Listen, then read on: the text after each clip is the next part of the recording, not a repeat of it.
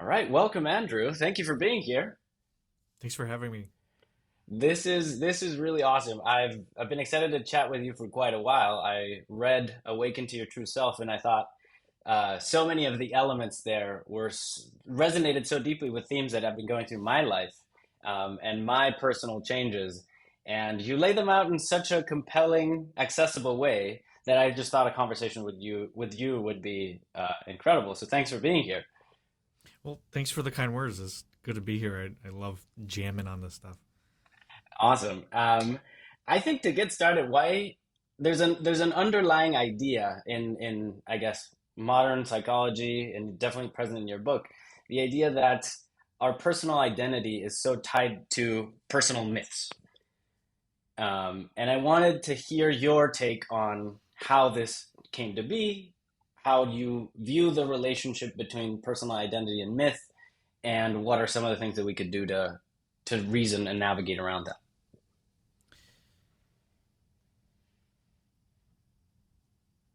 I think a good starting point is going to be definitions, Yes. because if we have different definitions, we're talking about different things. And if you look in our culture now, there's a lot of things that people have different definitions about. And so we say the same words and we mean completely different things. And going as far as some people purposefully changing those definitions to incite confusion. And so when it comes to these topics of healing and transformation, definitions are essential, because what I find in my work when I work with clients is that I will say a word, I'll say something like truth or stories or myth or archetype or stop, and they hear something different. And I know they hear something different because they respond differently than someone who understands what I'm saying would respond to. They will move differently in their body based off of my instructions, right? I say stop, and then they start doing something else. They don't understand the word stop. They have a different definition of it. I even go as far as actually that example, I defined that in the book. So I spent a lot of time in the book, not a lot of time, but I spent a good amount of time sometimes redefining and other times just communicating the definition of this stuff. Because if you have one definition of stop that's different than the instructions of stopping, you're going to think you're stopping your whole life and not get the result that I'm saying you're going to get. So when it comes to stories and myths and our personal identity and psyche, let's just start off with what these kind of things are. And so I'll share some related terminology that helps put stuff into context. So let's start with stories. So my definition of a story is the narrative, the noise around the data, the event, the actual signal, the thing that actually happened, right? So it's the wrapper around the actual thing. Hmm. So, for example, I drove to work yesterday. That's just reporting the details. That's just what happened. The story is, there was another day, another way that I had to get into my car, turn it on, and it's just a piece of crap car, and I have to go into work every day, and boss doesn't even like me. Why do I even have to go into work? And you tell that story every day for weeks, months, years, decades. So that's a story. That's a narrative. It has all of this extra stuff around the actual thing that happened. Now, a mythology is an overarching story. So it's more archetypical than stereotypical or specific.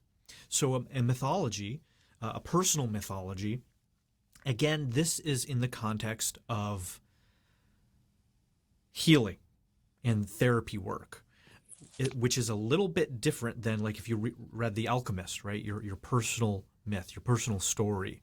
It's a little different. It's similar, but I'm defining it here is based off of getting to the truth, right? How do you cut through noise, distortions, traumas, filters, judgments, projections, and get to the truth? And so a mythology is going to be an overarching narrative, an overarching story that says, I'm running the martyr myth, right? I'm running the poor is me. I'm running the victim mythology. I am caught in the narrative of all Asian people are this, or all African people this, or all Caucasian people are this. All Irish people in my lineage did this, and so this is my destiny. These kind of things where they're more than just this thing happened to me and this is the story I keep telling myself, and a bigger picture, something that can span generations, that can span cultures, right? You see that cultures have certain mythologies that are different than other cultures. And then the sort of top, I would say, like in a hierarchy, you have stories, mythologies, and then you have archetypes. You can have an archetypical story, an archetypical mythology, right? A myth is sort of an archetypical way of being. But an archetype is the pure form without the drama, without the noise. So an archetype as a person would be a hero, would be a king, would be a servant, would be a doctor, would be a programmer, a mechanic, right? So these, a father, a child, these are archetypical personifications. You have archetypical stories, like we talked about before we hopped on, the hero's journey, right? The hero's journey is like one of the archetypical stories, mythologies of humanity. And so the importance in distinction here is the purity. And by purity, I mean a lack of noise, a lack of distortion, because you have an archetypical, like, let's say, for example, a doctor. The doctor is an archetypical thing. It heals somebody. He/she, whoever it is, in some way is the healer. Mm-hmm. And then you have variations of that. Maybe you have a shaman. Maybe you have a dentist. Maybe you have a vet. Mm-hmm. Those are still archetypical variations. You kind of just look at it as a hierarchy. Now, cultures and people and families can project their stereotypes. They can project their narratives upon those. Oh, doctors are just like this. Oh, all police officers are bad. Or all these kind of things are this way or other. That's not the archetype. That's somebody's distorted projection going on to it. And so once we understand all of these distinctions, this helps us in our own life heal and become more functional. Because if we have these stories with all this drama, with all this projection, the trauma, the pain, the disempowering beliefs, when we move forward towards the image of that archetype, all of those things are going to be at play. But if we can remove those, if we can say, well, what's the quintessential archetypical energy of this thing, and we align to that, it's going to drop away all of the suffering around it, all of that noise, all of the drama, all of those things, right? Let's say being wealthy is an archetype. Well, there's almost everybody has their stories around money, stories around being poor, stories around being wealthy, rich. And so what I found is that the closer you can get to these archetypical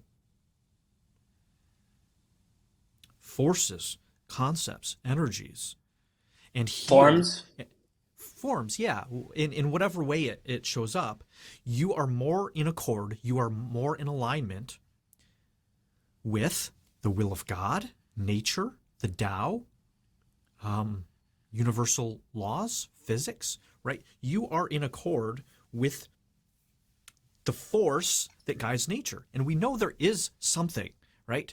Because we have physics, We have laws. We have geometry. We have music that is harmonious. We have tangible evidence that shows there's some underlining way where things work. When you rape, murder, pillage, steal, lie, cheat, life for everybody gets worse in some form. Even if you're temporarily better because you have stuff, there's guilt, there's the fear of being caught. Versus if we tell the truth, if we help other people, if we set boundaries, if we take care of ourselves, if we take care of those we love, if we take care of our environment, if we show up and have courage, those things universally work better. Why? I don't know. That's how the whole thing is made. There could be a parallel reality where it's inverted, and all of those other things work. But that's not us. That's not here. And so I found the more we can get aligned with those functional archetypical ways of being, the better our life works. So let's just start with that definition as we just did, and then we can No, I love it. play here. Yeah. I was going to go through a very similar arc, but you telegraphed that perfectly. I think so I'm also a big fan of Jung, and just his spacewalks into the psyche are fantastic. Um, and the idea of these recurring themes, these recurring patterns, at every level of reality, from the very basic structure of how molecules interact with each other to how countries reason around incredibly high stakes geopolitics. And there are these recurring patterns that can be identified and named. And in fact, maybe if we wanted to take a very crude perspective, I think the whole endeavor of humanity has been to just identify and name those patterns, and realize that they inform our personalities, and realize that we can engage in a dialogue with these, as you said, forces maybe is the right term, and including the hero's journey, where it's sort of your first person experience through life. And I wanted to ask you, so how does the relationship with the archetypes manifest in somebody's day-to-day expressions or personality? Yeah, well, this is great because as you were talking, I was actually thinking of that. I was going to say it. Yeah, it's what I've discovered, and this can sound a little esoteric, but there's a difference between a conceptual understanding that we are, let's say, following the hero's journey arc, right? It's this concept that we maybe consciously know or unconsciously are doing as a result of our will, and then that concept is now manifested in the world. Versus, this is an archetypical,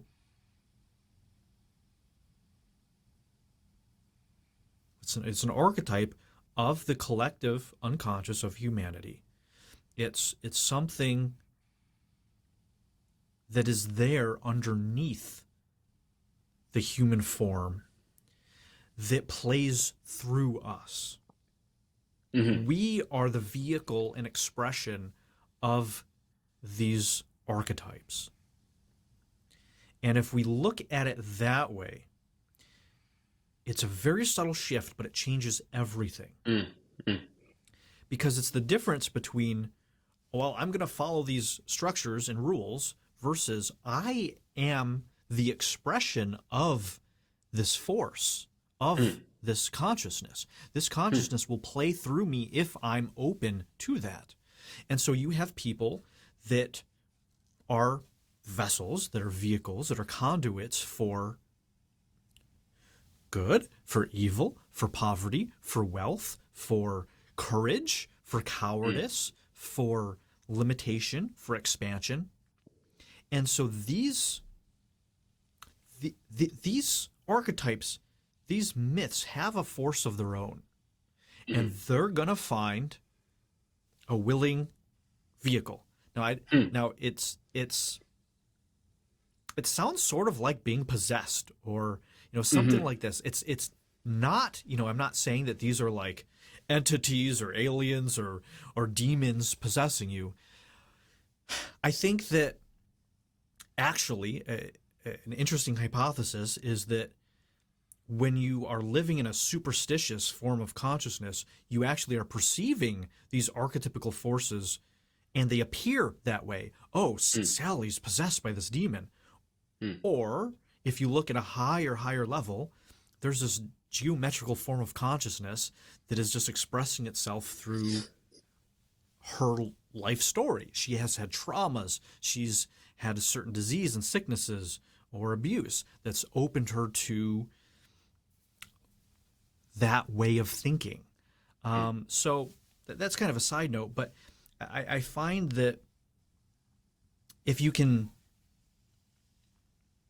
let the highest, perhaps most noble form of these concepts, of Mhm. these archetypes play through you, it is one of the most sacred and holy and the divine ways of showing up as humans on Earth. So if we see it as these forces that want to play through us, and we also understand that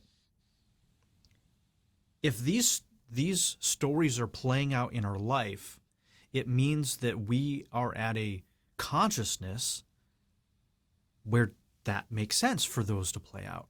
And as you do the healing work, as you transform, you can learn the lesson. Here's also the kicker that I've found is that these are here to teach us. Right? Mhm. These are universal principles, just as we find in all the sacred teachings and all the sacred books. They're here to teach us. So as these stories play through us, if we have the awareness, they're there to teach us something, right? If this mythology of being a martyr is playing through us, it's going to keep playing through us until we heal it, until we learn the lesson, until we figure out what that's trying to show us, and we make a new choice. And then we make a new choice and say, oh, I see why I've been martyring. I see why the same thing my mother and grandmother and great grandmother have been doing. I see how I've taken that on. Oh, this is what I need to do. This is how I need to heal Mm. that. And then you heal that and you stop, and then you make a new choice that no longer has an outlet to play through you. And it'll just go to whoever else on the other side of the world needs to play that martyr role. So that's, I think that's a really helpful way of seeing it. If you can get past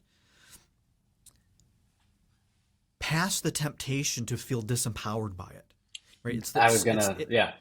Yeah, it's that same thing where if you say, well, I surrender to something greater than myself, right? I'll be Mhm. the hands of God, so to speak. Well, there's a lot of people that abandon themselves to a higher power, and they play a martyr, they play a victim. Mm. Mhm. They completely abandon themselves and hand their life over to Jesus, to God, in a Mhm. disempowering way. Mhm. And when someone who's empowered sees that, it's very off-putting because Mhm. it's coming from the victim place. Mhm. But if you can transcend both of those, right, the victim Mhm. place to the empowered place to the vehicle place, you realize, oh, I am empowered. My will and God's will, the will I'm surrendering to, is actually the true self. It's my true Yeah, self. It's the it's same mine. will. Yeah. Exactly. Uh, And then it's not disempowered. You're more empowered. But you have to make that distinction between those levels, or else you're giving your power away and you're actually waiting to be saved. You're waiting to be rescued mm. rather than realizing that, oh, I'm not just rescuing myself. I'm part of this greater thing that is is full of grace that's moving me Mhm. forward. I had a bunch of uh, lightning strikes when you were talking. I think maybe we sidetracked to your idea of doing it wrong as a function to break free from uh, the shackles of the archetypes. Um, do we want to go there for a bit? Yeah, where let's do it. Whatever. Well, no, actually, maybe I expand that a little more. I think there's the Greek notion of we're the playthings of the gods, right? And we're sort of like Mm, the archetypes are dancing, and we're just, or the archetypes are playing music, and mm. we're dancing to that Yes, music. like Um, puppets. Yeah. and we are maybe victims or at least passive subjects to these forces. But even within the mythology, there are structures that help you break through um, um, the ebbs and flows of that are outside of your control. But they're not encoded in the text themselves. They're like a bit tricky or sneaky. You need the key to unlock what they're really trying to say. Yeah. Um, But they're built in. That's a great but point. they're Yeah. built in, which is incredibly cool. So things like even just the Zeus story of breaking free from Kronos's reign, and sort of escaping the clutches of time, um, is sort of an indicator that okay, maybe there is a way, right? Prometheus stealing fire from the gods, also like there is a way to undo the current status quo. Um, but as most religious texts, they pedestalize these figures that transcend. And so there's a sense of distance between Mm, yes. the reader, let's say, or the somebody who's interested in these stories, and these figures who have attained divinity. Um, but I think your method, which is I thought was so concisely stated, be aware of the character you're playing and do it wrong. I think that's wonderful. I think it provides such a concise and like uh, um, compact way to force a specific training exercise in the mind to loosen the these forces a little bit. So I wanted to hear your thoughts on how you came up with it, how you express it in your own way, how you've helped clients do it. I'd love to hear the whole story behind that. Yeah. Well, I think it would be helpful to start on why that works or when we Mm, would use that. And this comes from this concept of reverse wiring. mm, And reverse wiring is essentially when, for example, love feels like abuse and abuse feels like love, mm, mm, or when um, we think we're giving but we're actually taking. Things like this, where we think we're doing one thing, but in reality, it's the exact opposite. mm, So it's like, okay, well, the more that I try to be nice to somebody, the worse they are to me. Now, it mm, could be the other person, but if we're looking at ourselves, we say, well, what if you do it wrong? What if you do it backward? What mm, if you do the opposite of nice? And oftentimes, if the reverse wiring is there, you find out that what they're actually doing is maybe abusive or manipulative, mm, or they have an agenda, right? Oh, I'm being nice to you because I want something. Well, that's not really being kind. That's not really going to get you the friendship that you think you want. And so this comes into play when we say to ourselves, I'm doing everything right and it still doesn't work. mm, I'm following the instructions, I'm following the rules, doing what God said, I'm doing what mom said, and things still don't work. Oh, I took this marketing course. I followed everything it said. Things still don't work. And it's almost like the harder I try to be good and do it right, the worse things get. That is a very clear indicator that you have a reverse wiring. mm, And so, what is the solution? Well, you do it wrong, you do it backward, you do the opposite, right? You somehow collapse the wave. And if you think mm, about this from a scientific place, right, a sound wave, any kind of wave, let's say it's a plus 10, you bring in a minus 10, you invert mhm, it, it collapses. 10 plus negative 10 is 0. And that's kind of what we're doing here, is that we're finding a way to invert the inversion, Mm-hmm. right? You have a negative, and so we're bringing another negative to create a positive. Mm. So Uh, to the person who thinks they're being a good person, we say, well, start being a bad person. What? And well, then it confronts them with all of the stories. It's like, no, I can't be a bad person. Well, what's a bad person? Well, they do this and this and this. Oh my God, yeah. My dad told me I was a shithead my whole life, and I've tried. By doing that, it forces the person to go into the shadow. It forces the mm. person to actually start facing all of those stories, all of the beliefs they have. And that process itself, that process of when you have a reverse wiring and you think you're being good, whatever it means, or what you should do, all of this stuff, and then you do the opposite or you do it wrong, you're a good person, that doesn't work, right? Your life is terrible, right? Nobody likes you, you're alone, you have no money, things aren't working because you're being nice all the time. Well, if you start being mean, bad, well, then it forces you to penetrate all of those stories, the motivations, the fears you have. Oh, I can't be a bad person, I'm gonna go to hell, and all this stuff. It heals it along the way.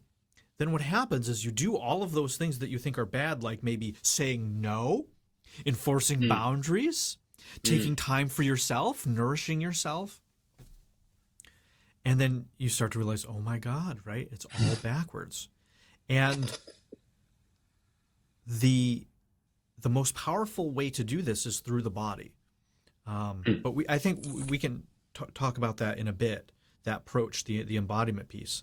Um, Yeah, I think I want to like I would love to telegraph an arc where we get to a point of finding your own voice, and I would like because I feel the synergistic energy in your work of like you're somebody who has found it. You know that you've found your work, you found the technique, you found the method, and it's what we hope everybody feels at some point, right?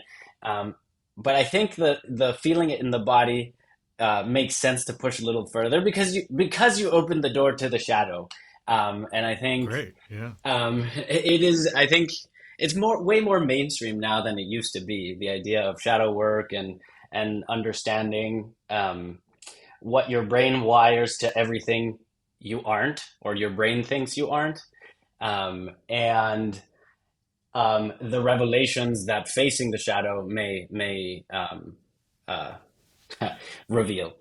But as you said, it's not an easy process. I mean, it's an incredibly excruciating process. There's a bit of a passion to see the monster in the mirror and Yeah. see the angel in the mirror and see the all of the archetypes playing out through you, and that you are the arbiter essentially, right? And that probably the trickiest thing is that when you think you got it, it's the game has already changed, and it's on to the next thing, and like you're in the next chapter. Um, but why don't we start by maybe giving a formal definition or a more robust definition of these shadows so that we can build from there, like you said, with appropriate terminology. So my definition of the shadow, I will speak from my work because sometimes I use different definitions because they're more useful and more functional. Um, Things like narcissism, there's a Mm, textbook definition, and then there's the definition we use in the work that is mm, quite a bit different. It's still the same thing, but it's different. But that difference helps people a lot more than a mm, clinical definition. So for me, the shadow is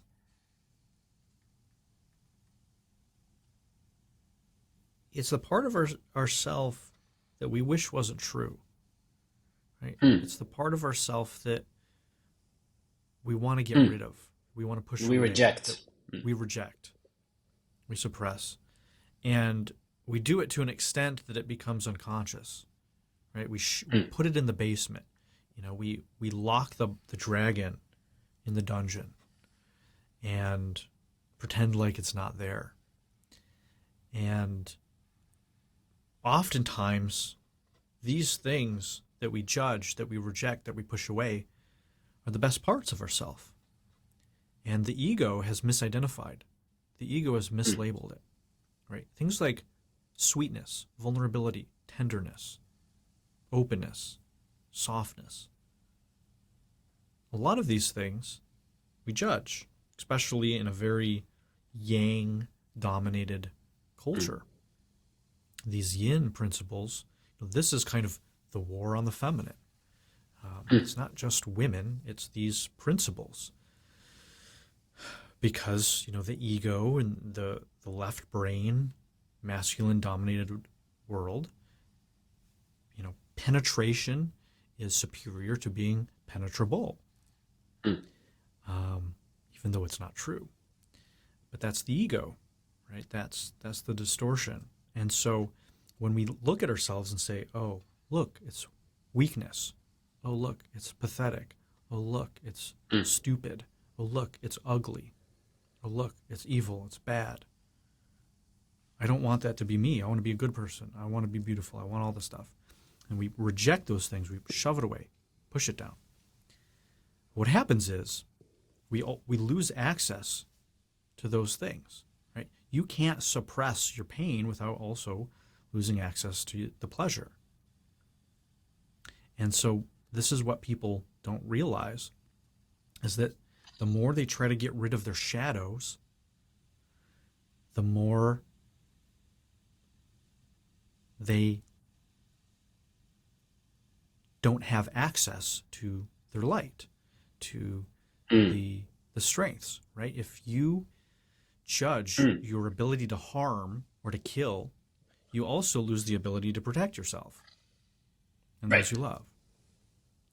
And so this is essentially the shadow. And a really good example of this, I don't put it in the book because it would kind of date it, but social media and pictures, right? Instagram, Snapchat. You see people take pictures of themselves or have pictures of them, and then they do all of these adjustments. They remove all the wrinkles. They remove literally blush. Yeah.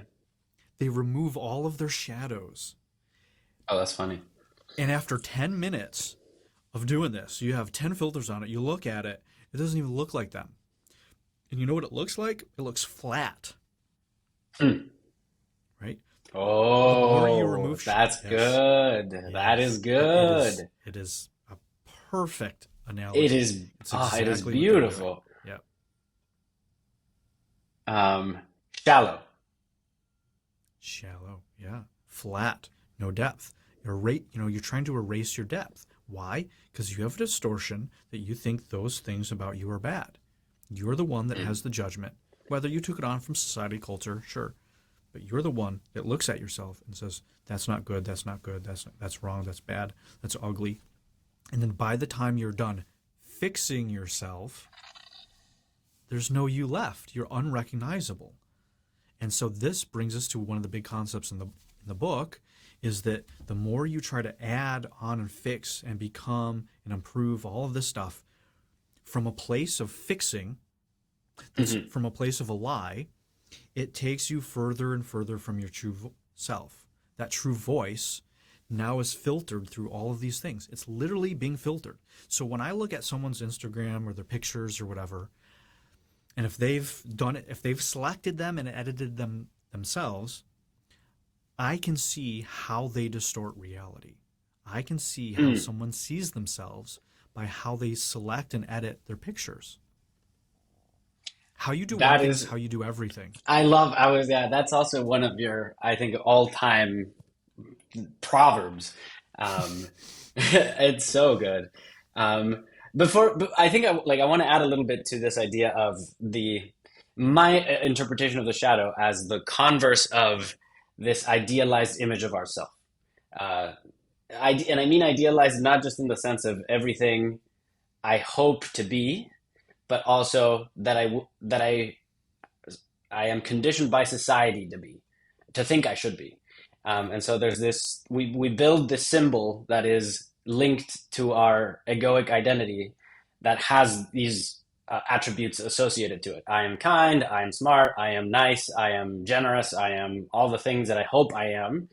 And sometimes, perhaps most of the times, you put stuff in the shopping cart and you don't check out. Uh,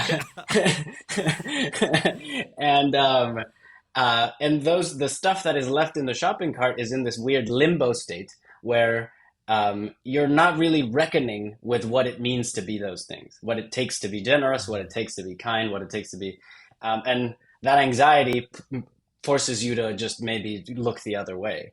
And but I don't know that there is a way to retrieve the contents of that shopping cart unless you look into the opposite of this symbol, right? Like the things, everything I'm not, and in everything I'm not, I'm like, wait, I'm like just what you said, that excruciating process of discovering the stuff that is in no man's land, um, and and I think that also in terms of like, digital expressions of these identities, I think um, we've seen. I don't even begin to understand like how society will function 2 generations from now, when. Yeah, Uh, me neither. We'll find out if they're still around, right? oh, I know, right? I know. I just gotta hold on hope. Um, but in terms of I don't know. There's a couple of themes here, but today we have access to the most salient examples of any one given attribute, right? So we see the buffest guy in the world on Instagram, and the most attractive girl in the world on Instagram. Whereas before we were more constrained to our local environment that is more Yes. distributed according to like biology and just human networks, right? Um, and I think for the first time, since the unleashing of these technologies, there's been a reckoning with, okay, for long-term gaming, this new environment, there's 2 strategies. Either what you say, you're in this never-ending catch up, I'm catching up to this impossible thing, or authenticity. And but authenticity is just such a terribly difficult process to go through, to discover and find, which I hope is what we get into later. Before we get into the how you do one thing is how you do everything, you touched on this idea that you also mentioned in the book of the sine wave, that you plus 10 and negative 10 and you net zero. Um, that there's either the plus 10 or the negative 10 are energy expenditures. I am expending effort to attain a certain result, move, my scale of certain attributes in one given way or another. Um, but you, I think, mention it in such a good way where, like, what if you desensitize or like increase your strength and sensitivity such that you don't find yourself having to correct it? You just stop. You just say, I'm not going to react to this thing in the archetypical way. I'm just going to avoid going there. Why should I? Um, and so I wanted to unpack with you a little bit before we go into the way you do one thing is the way you do everything. Just how you condition the brain or the psyche or everything just to be less reactive to those impulses to expend energy in one direction or another. So there's a few approaches. I think one of the most dysfunctional but easiest is medication. I personally am not proponent of pharmaceuticals, because what I find is that they dissociate. Uh, they, they, Mm. they cut those things off. You lose feeling. That's what they're designed to do. And this work is the opposite. Everything's about feeling more. Mm. And so that's what a lot of people do, right? In order to function with these things, and to not go into them and get worked up, they just numb themselves, right? They just chemically dissociate. Mm. I don't find that works, nor works in the long term. So the next option is to go into avoidance and say, all right, well, I'm triggered, I'm reactive, and I don't want to feel that way, so I'm not going to go there. I'm going to suppress my anger. I'm going to stop reacting. Well, I have two, as I said in the very beginning, kind of full circle here, two different definitions of stop. One Mm. is a stopping, a plugging, a Mm. preventing, A, right? a barrier. You have a pipe and there's water coming out. Hmm. Well, you can stop that pipe up, and so that water that wants to get out doesn't. Or the second definition of stopping is cessation. You stop, right? Hmm. There's no flow of water at all. And those two definitions, even though they're the same word, have the complete opposite effect. Hmm. Because the first one, you stop by doing. You take Hmm. active energy, as you said, to block, to plug up. It requires energy to prevent that from coming out. Whereas the second one is stopping by not doing. You stop the thing. You cease. There's a cessation. So you actually use less energy. So one requires you to do more, use more energy, and you're going against something. Where the other one is simply stopping. You free up energy. You do less. So that second option is the avoidance, where people are plugging, they're blocking the anger, the reactions coming up, and they shove it down and say, "Oh, I'm Hmm. happier," right? They do all this stuff, or they dissociate, they check out in their head, and they're gone, or they check out literally from the space, they go home, and they're not even they just can't deal with it, and so they leave, and so this leads to anxiety. So the second Hmm. option is is leading a lot of people to a lot of anxiety, because anxiety, what I've discovered, and this is, as far as I know, not talked about in any medical academic literature, is that what I found working with clients, actually healing people with anxiety, they heal themselves. In actually doing this, you find that anxiety isn't a feeling. Anxiety is an avoidance of feeling. Literally, my definition of anxiety is an avoidance of feeling. And so when you're avoiding feeling all of this stuff, you get anxious. And so, well, that tells us the solution to it. Well, the solution to anxiety is to start facing and feeling everything that you don't want to feel and you're avoiding. Right? People just go nuts. Well, that's exactly why. So that's kind of like a bonus, just throwing in there, literally like millions of people suffering from that. That's really the way out. And I've worked with hundreds of people doing that. So the third option is the stopping. It is the cessation. You actually feel the stuff. You make a choice to not react, but instead go into it and feel it. You don't act it out. You're not reactive. You go in and face it. There's anger. You feel the anger. There's sadness. You let yourself go into the sadness and actually feel it. You actually go in your body and face and feel these things. And when you do that, you heal it. You learn the lesson. And then next time, guess what? You don't get triggered. There's not even anything to avoid going into. It's just not there. You've penetrated the story, and that's it. And so it doesn't require the extra work of fighting against, of resisting, of suppressing, of avoiding and running away. Because guess what? It's still there. It's always still there. Just like your shadow. You can't get rid of it. It's you.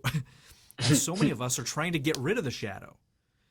There's no healing method, modality, plant medicine you can take that will remove your shadow. You can only integrate it because it's you. You can't get rid of you. And so the war you have against the shadow, all of these things that you want to fix, cancel, clear, delete, cut off, remove, you're only getting further from your true self. And it only adds more and more and more and more, rather than less and less and less and less. It's such a good observation, and it's so easy to get caught in the trap of, um, maybe it's like ego addiction, where you're like, oh, the effort that I put in wasn't enough, but if I put more effort in, then that's gonna fix me, or then that's gonna solve it. I just need to do more. And it takes a remarkable amount of perspective to be able to face the other way and say, what if I just let it wash over? What if I surrender to it and I let my cognitive operating system get the latest upgrade and figure out, what is it to that I can learn from these feelings that um, oftentimes reduced to this place of non-duality where your associations with good or bad or right and wrong or favorable or unfavorable go away. It just is. This is just what is. Um, and but I maybe this before we get into, and now that because you brought up the body, maybe we go into embodiment stuff. Um, because this is also something that was revolutionary to me over the past year or so is letting go of the intellect as the key savior of it all. That Yeah. Yeah. we're gonna linguisticalize our way out of all of our problems, and realizing that there are so many centers of intelligence in the body that we are all too used to neglecting or not giving enough um, love and attention to. And literally from the skin to the organs to the endocrine processes and to all the sub-physical processes that inform those. I think that we are this marvel of distributed computation um, that is doing trillions and trillions of teraflops per second, and what we process with linguistics or with the inner monologue is such an infinitely tiny fraction of it Yeah. that um, however, it is strange to me that it does seem to be our interface with other people, or at least a refined enough interface with other people where we can come up with joint definitions of a given top or a given word and Yeah. topic and expand on it.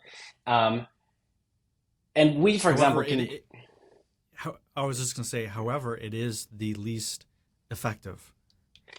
100%. So, Right. but we've defined a term, and now we can Yeah. enact it. Yeah. Now we can satirize it. Now we can um, um, I mean, so play with it, riff with it, Yep. play with our Yep. understandings of it. Yeah. And the so much of that information, as you say, is transmitted not via the language, the words themselves, but via the expression mechanism, energy, enthusiasm, and cadence, whatever. So many different things. But to wrap my own version of it up is, I think that there is a um, tremendously valuable exercise in trying to understand what those different intelligences are in the body and mapping them to outer world things and say like, oh, this is see the connection between the inner world and the outer world. um, but I wanted to hear sort of your perspective on how you developed embodiment, and the embodiment assessment and um, the process through which you actually demonstrate to somebody this is how you're living out the language in your mind. Uh, yeah. I want to riff off of what you said first, actually, Yeah, let's do it.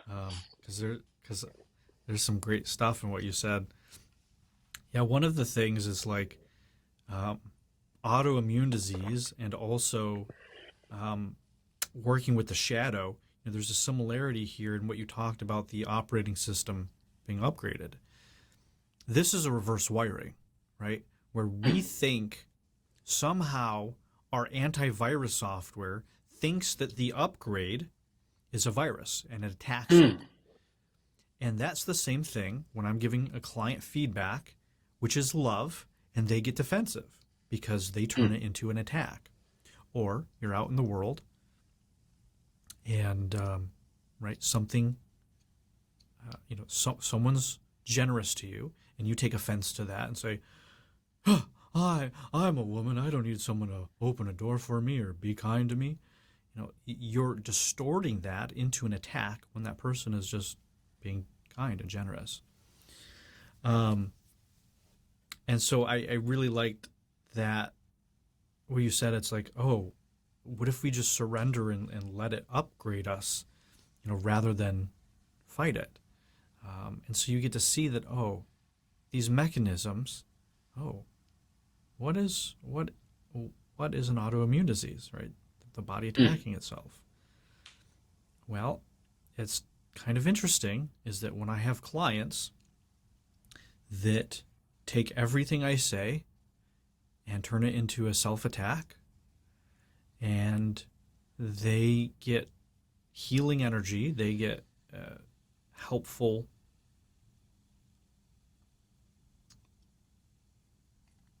responses from the space, from other participants, and then they use it to attack themselves, guess what? It's a safe bet. A majority of those people, they have autoimmune diseases. Wow. Yeah. I So mean, you, it's crazy. And yeah, to riff off of the idea just a little bit more, most of the time, the upgrade requires a reboot. yeah, which usually comes in the form of an ego death of some Yep. sorts, right? Yep. It's And it's the analogy is pretty crazy. Yeah. yeah, yeah. And then we take it further, what you were talking about of what's in here in the world, as within, so without, right? Hmm. As above, so below. And you see that, okay, well, also look at the world in how the people running it think that technology is the only solution to everything. It's like, oh, we have this problem, there's an algorithm for it. Well, maybe, Hmm. maybe not. So, sometimes it's maybe, and you're like, oh my gosh, I never knew AI.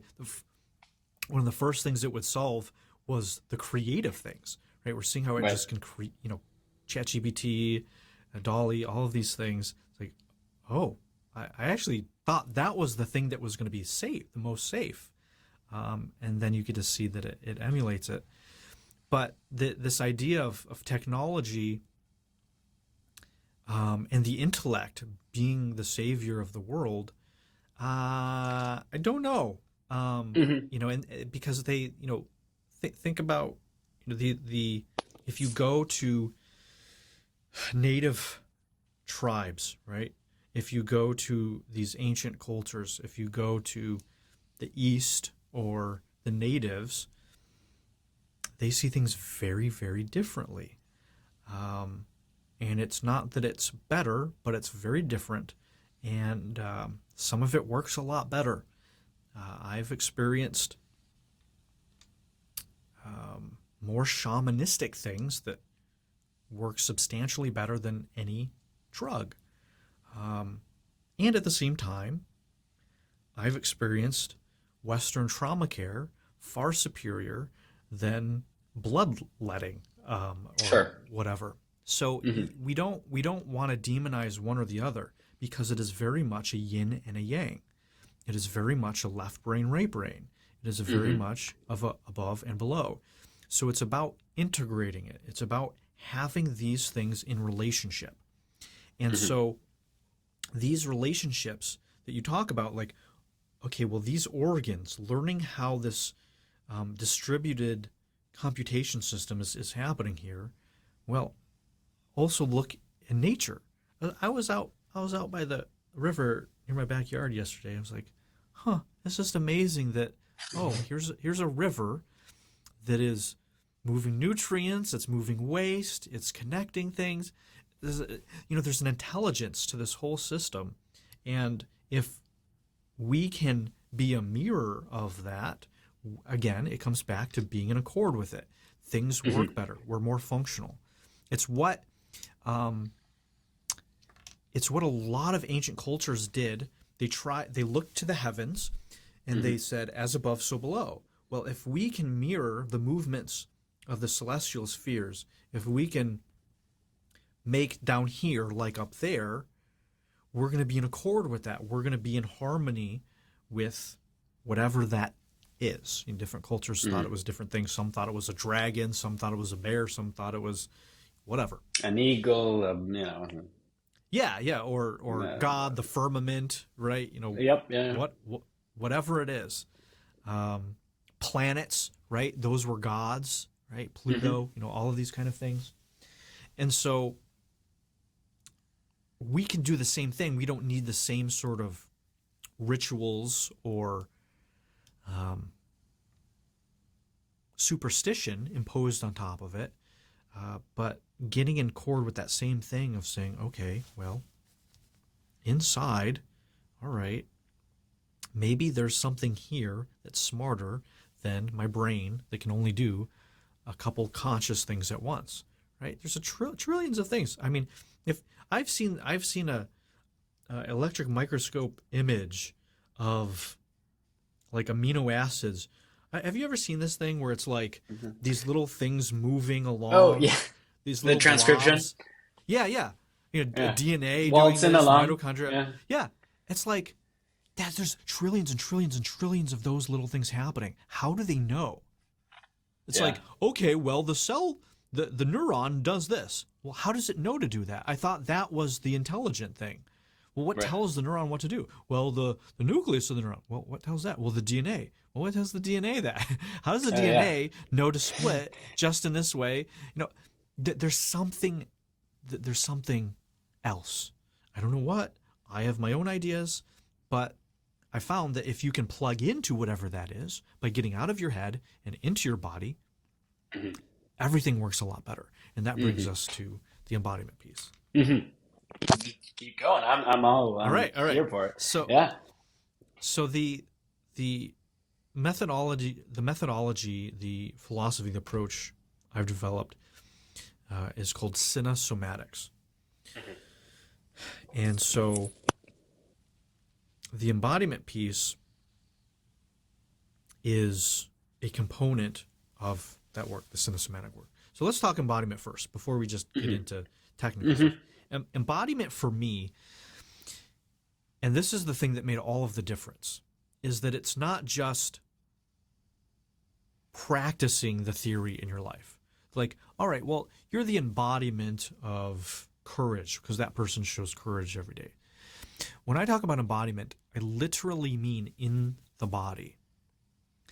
And what I discovered is that full circle to the stuff we talked about in the beginning, these archetypes, these myths, these stories, they actually inhabit our body.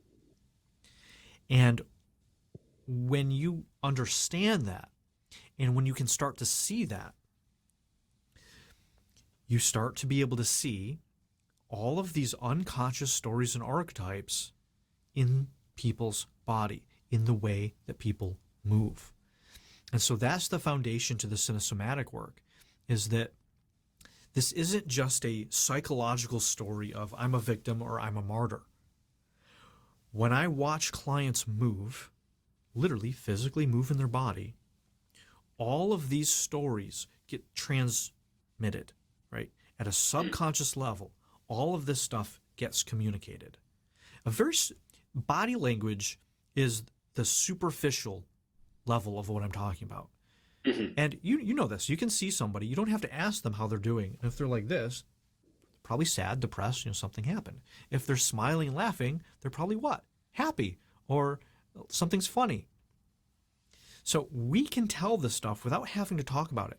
It doesn't have to be some metaphysical, esoteric thing. However, what I've found is that the stuff that's in the body, it actually correlates to the stuff that's in the mind, that's in the energy. And so, again, how you do one thing is how you do everything.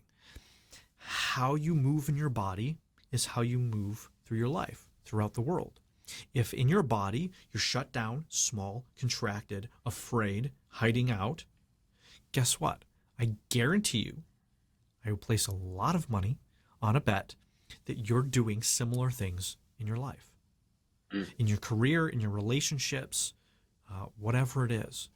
And so when we assert and presuppose this is true, and it is true because I've done this thousands of times, I have hundreds of videos to with the evidence of this is what you're doing in your body, this is what it translates to in your life, and it's like 99.999% accurate.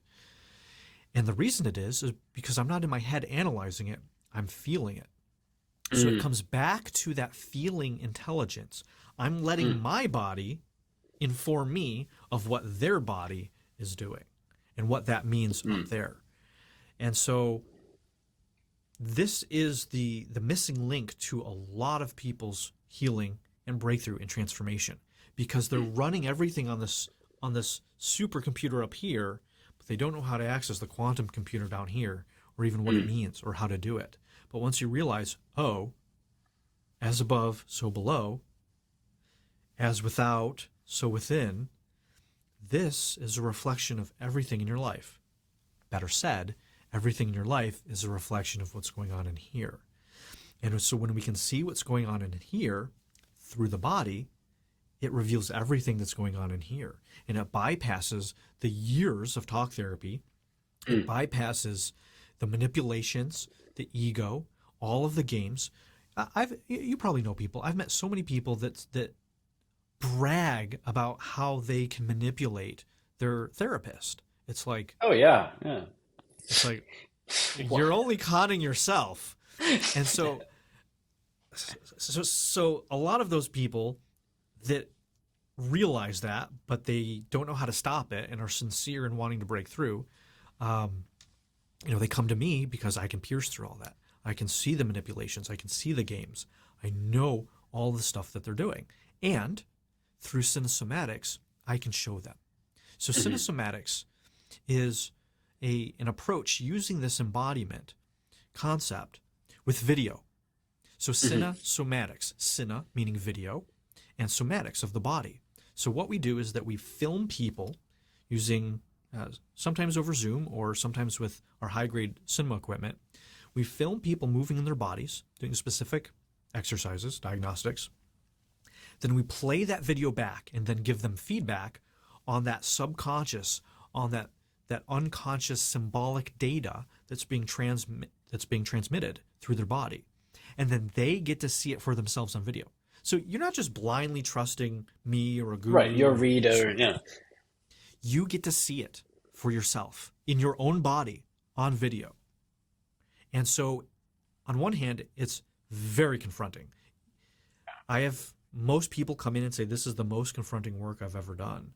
I have people that come in and do it once and they get overwhelmed with the data.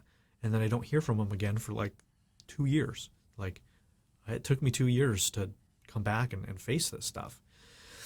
And on the other hand, that's why it works. That's why it works so fast. It's about a decade of spiritual transformation in a few months. That's how accelerated it is. And we have the proof because there's the video. We can see the transformation from the first time to months later. And then we see their bank account. We see their relationships. It's remarkable. And it's not belief-based, right? This works with most spiritual religious philosophies. Some things work, some things don't. And the cool thing about this is that we do what works. So it's not belief-based and it's not evidence-based. Evidence meaning needing peer reviews and studies done. It's results-based. We do what works. I don't care if everyone in the world says this is a bunch of hogwash. I get results. We have results. It's all documented. So we do what works. I don't care if you believe in it or not. There's stuff that we do I don't believe in. Like, it doesn't care. Yeah. Exactly. The process doesn't care. It's right there for you. And so what's really cool is that it's actually helped me vet and prove spiritual concepts. So things like duality, things like oneness, I can actually see in somebody's body those concepts playing out. All right, so how about greed and selfishness versus courage and generosity? How about shutting down and defending yourself and protecting and being small versus being vulnerable and having intimacy? I can verify, anyone can verify during this process which one works and what doesn't. And so this is almost like the ultimate prover of spiritual concepts because it plays through the body. You get to see what works. Does this lead to more joy, more money, more abundance, more love, more peace, more happiness? Or does it create more suffering, more pain, more sorrow, dysfunction? And it's all right there in the body, all on video. And that's the gist of the embodiment and cinesomatic approach. Um, and well, I think it's just, as you said, it's just so thoughtfully laid out that, the way I saw it was through these client interviews that you have, and just the testimonials are so compelling. Um, but I wanted to ask you on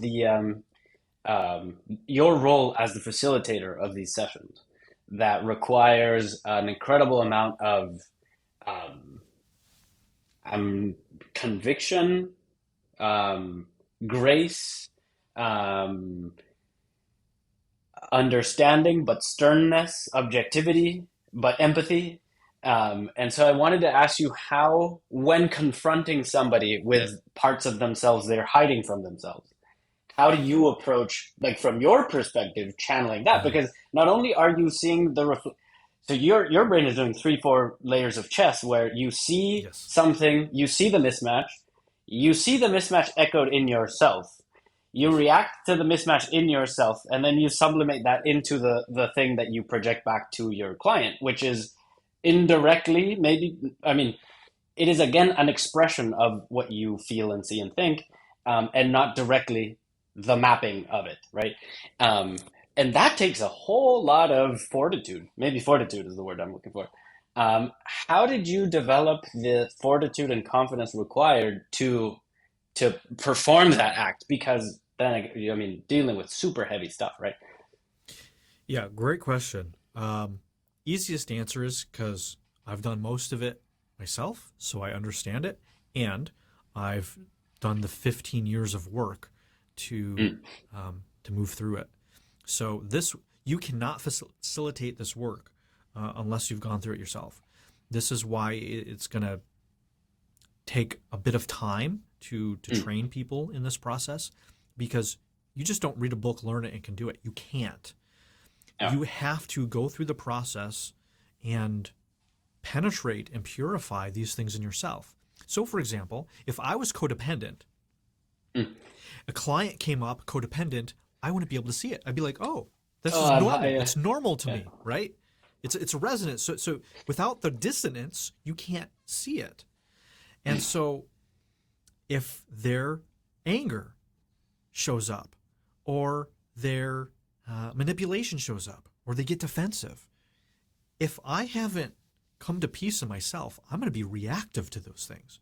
And I'll Mm. tell you, when you are showing clients the deepest, darkest things about themselves that they do not want to see or hear,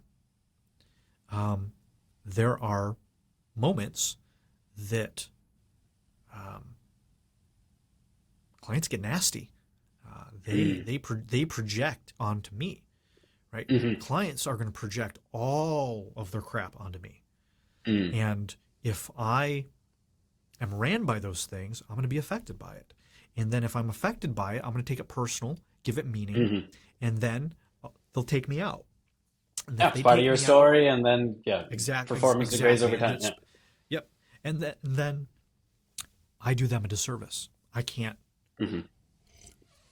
I can't help them. So the biggest way that I developed this was going through all of this stuff myself, facing my narcissism, facing my victimhood, facing my addictions, facing my poverty, facing my self-loathing, self-hatred. And I got pictures, I got videos of me doing this work, this process, where if you looked at me 4 years ago, I could bring up an image 4 years ago and be like, who is that? Mm. The work literally has changed my physiology. Mm. All of the weight of the hatred, the self-loathing, the narcissism, you can see it in my face. You look about 6 years ago at pictures, you can see how narcissistic my face is. That's changed. You can, and this is apparent if you look at somebody who's been miserable their whole life. When they're Hmm. 60 years old, they look miserable. right? They could be happy, but their face from a chronic pattern of suffering and misery wears out. Versus, you can have somebody that's in the most abject poverty that has the most beautiful smile on their face. All this light's coming through. They're not suffering.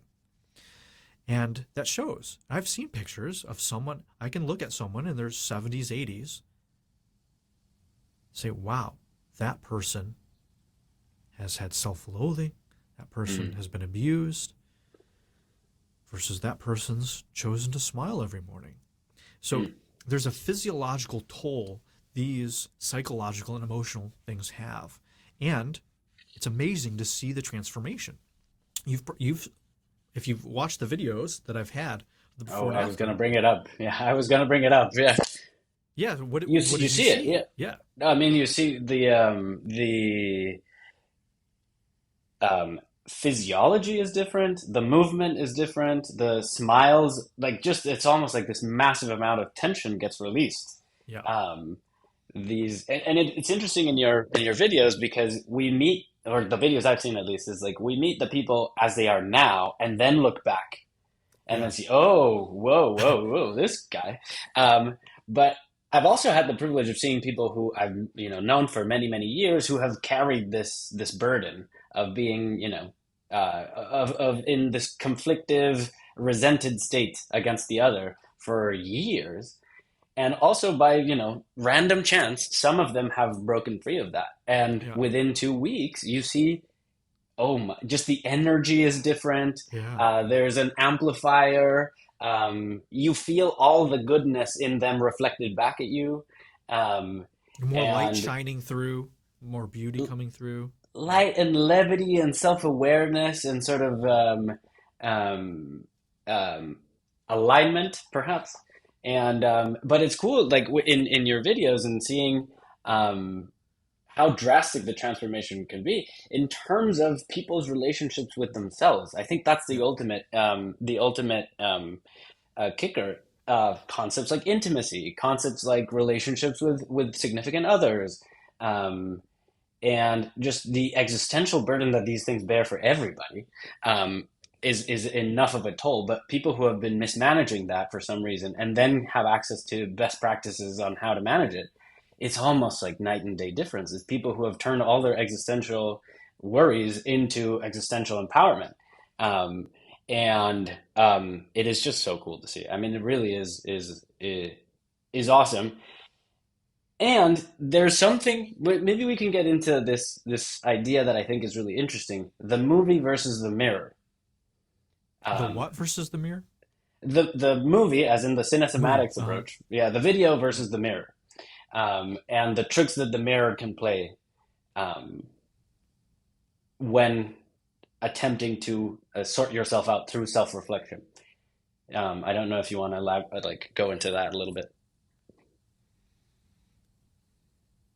Are you referring to a literal mirror or the process of self reflection? The literal mirror. Oh, literal mirror. Um, it's interesting. I haven't really compared the two that much. The thing with video is that it's separated from real time. So when you're in a Mm. mirror, it's immediate feedback. You can't go back to anything, and you're really associated to it. Now we do mirror work, which is different, um, Mhm. which is a different process. But the video is helpful because you can spend a lot more time. There's going to Mm. be, you can slow time down or speed it up. That's very helpful too. Mm. When we use the cinema equipment, we can slow it down. We're shooting at very high frame rates, 100, Oh, 240 frames per second. And then we're playing it back on 120 hertz displays. We have just the most cutting edge video equipment here. And when you do that, what happens is that there's all of this data. There's all of this information. Now you think technologically, like I am real big into technology at a software company, so I'm mm. super nerdy in tech and everything. So if you just think about that, when you have a 4K 120 frames per second video, there's a lot more literal digital data than if you had something at 720, 24 frames per second. Right. Now, you're still going to see stuff, that lower quality video, you're still going to get the idea of it. But there's like 20 times more information in that higher resolution video. Now, if you think about that from this perspective, the embodiment piece is that within that digital resolution and data, we can slow down. There's more frames. So instead of having 24 frames in 1 second, we have 120 frames in that 1 second. So we get to see the shockwave. We get because there could be a single movement like this, and this could be a dismissive, right? This could be a dismissive thing. And just doing it in real time in the mirror, you're going to miss that. You're going to be caught up in how ugly your nose is or whatever the fuck it is.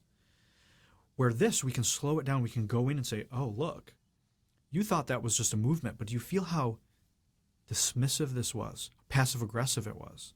Oh.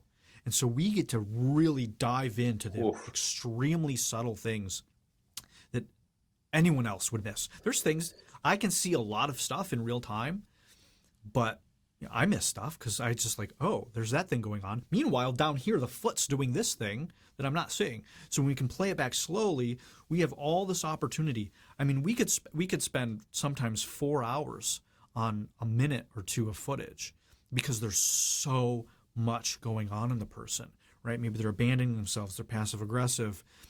We start seeing some of these archetypes playing through.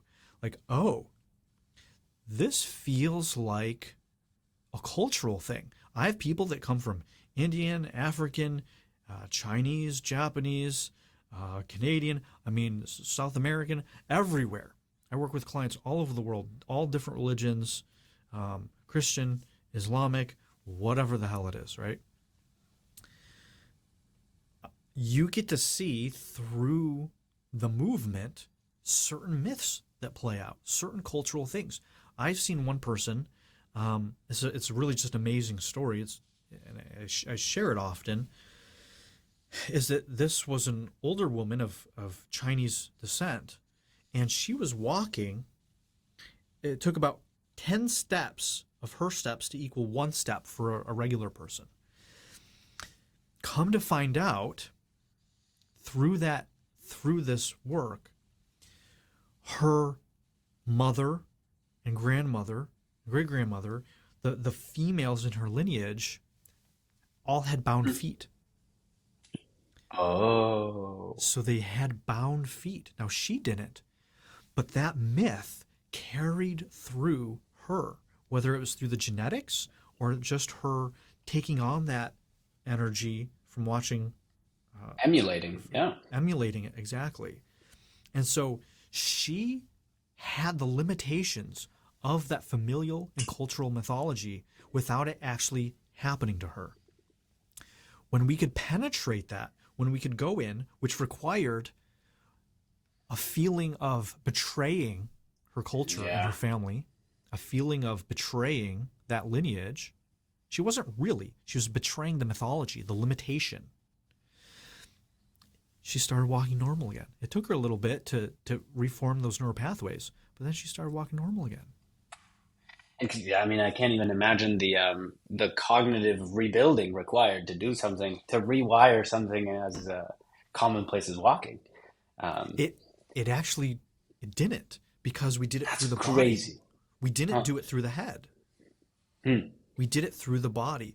So it's like, all right, what would happen if you walked bigger? Oh, I can't. All right, all of a sudden the stories start coming up.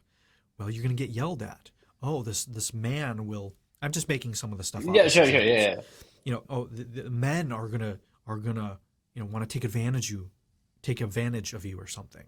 Okay, well, are you willing to face those things? Yeah, right. Well, then let's just step bigger. Okay, well, then we have to face the trauma. All right, then this another layer. And we do that all through the body. Yes, there's talking about it, but we're not figuring it out up here. We're collapsing the wave. We're doing that within feeling. So we're not thinking it through. Again, this is one of the big differentiators. We're not psychological thinking our way through these things. We're feeling our way through in the body. What does it feel like to take up more space when you walk? Well, it feels terrifying. Okay, great. Go in to the terror. Do it wrong. Do the thing that's terrifying. Do the thing that feels like you're going to get beat for in a safe environment, right? Again, the context. This is a safe, therapeutic, healing environment where no one's going to hurt you or abuse you. And so that provides a safe space, a true safe space, for people to go into the things that for their entire life have threatened their safety, their life. And through that process, I mean, in minutes, in days, that stuff can completely transform. And then they have to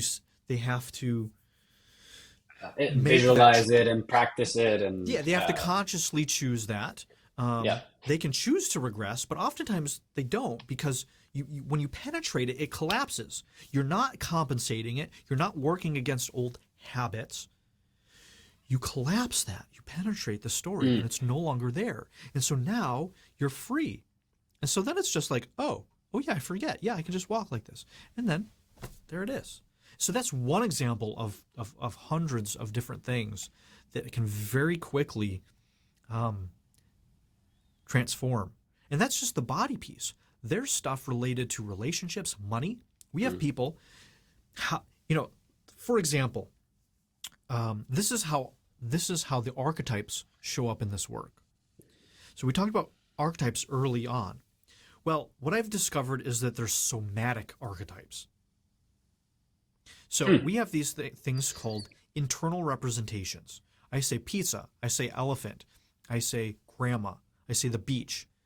Pictures, images, sounds, smells, flavors, feelings, all associated to this, right? What I discovered through this process is that the body has its own representations. I call these somatic representations. They're somatic embodied representations of all of these concepts. Taking that further, we have somatic archetypes. And this is where we use cinesomatics to help somebody get into alignment with those ideal, highly functional archetypes. So, for example, giving and receiving are a polar, a dualistic archetype pair, right? Giving and receiving. They come together. You can't have one without the other. In breath, out breath. Inhale, exhale, yin, yang. Masculine, feminine. What I found out is that through expressing these things in the body, we get to see the truth of how that person sees them in their life. This comes back to definitions as well. This is why definitions are so important. So if someone's mind, they say, I'm a nice person. I say, all right, great, you're a nice person. You think that. Yes, yeah, I'm a nice person. All right, show me being a nice person. Do it in the body, right? Somatically express this archetype of being a nice person. They say, okay. You're like, wait a minute. Weird vibe, but Yeah. So you're already laughing because you can feel something's off. There's something off because this kind of looks maybe like you're looking for danger. You're going to punch somebody. This feels like maybe aggressive, defensive, attacking. It doesn't match up with the archetypical energy of being nice or good or kind, whatever it is. So that person, so understand that that person is going through their life being nice, doing this symbolically in their life. Every single instance, somebody has something that's inaccurate, that's that distorted. They're struggling with that in their life. I say, what happens when you're such a nice person? They say, fucking nothing. I get taken advantage of. I try to be so nice. I'm nice to everybody, and I have no friends. They just leave me, all this stuff. Without fail, when somebody has that distorted somatic representation in their body, they struggle with that thing in their life. Now translate this to money. All right, well, show me making money. Right? Right? They do something like this. Well, it actually kind of looks like you're throwing everything to the ground. Well, maybe in their head, they're planting seeds or they're being generous. But the feeling is they're just throwing things away. I say, well, I bet you don't have a lot of savings. Like, no, I don't have savings. I have debt. Okay. Well, the body shows that. But if I ask them, hey, are you good with money? Do you know how to make money? They're like, yeah. Then show me in the body.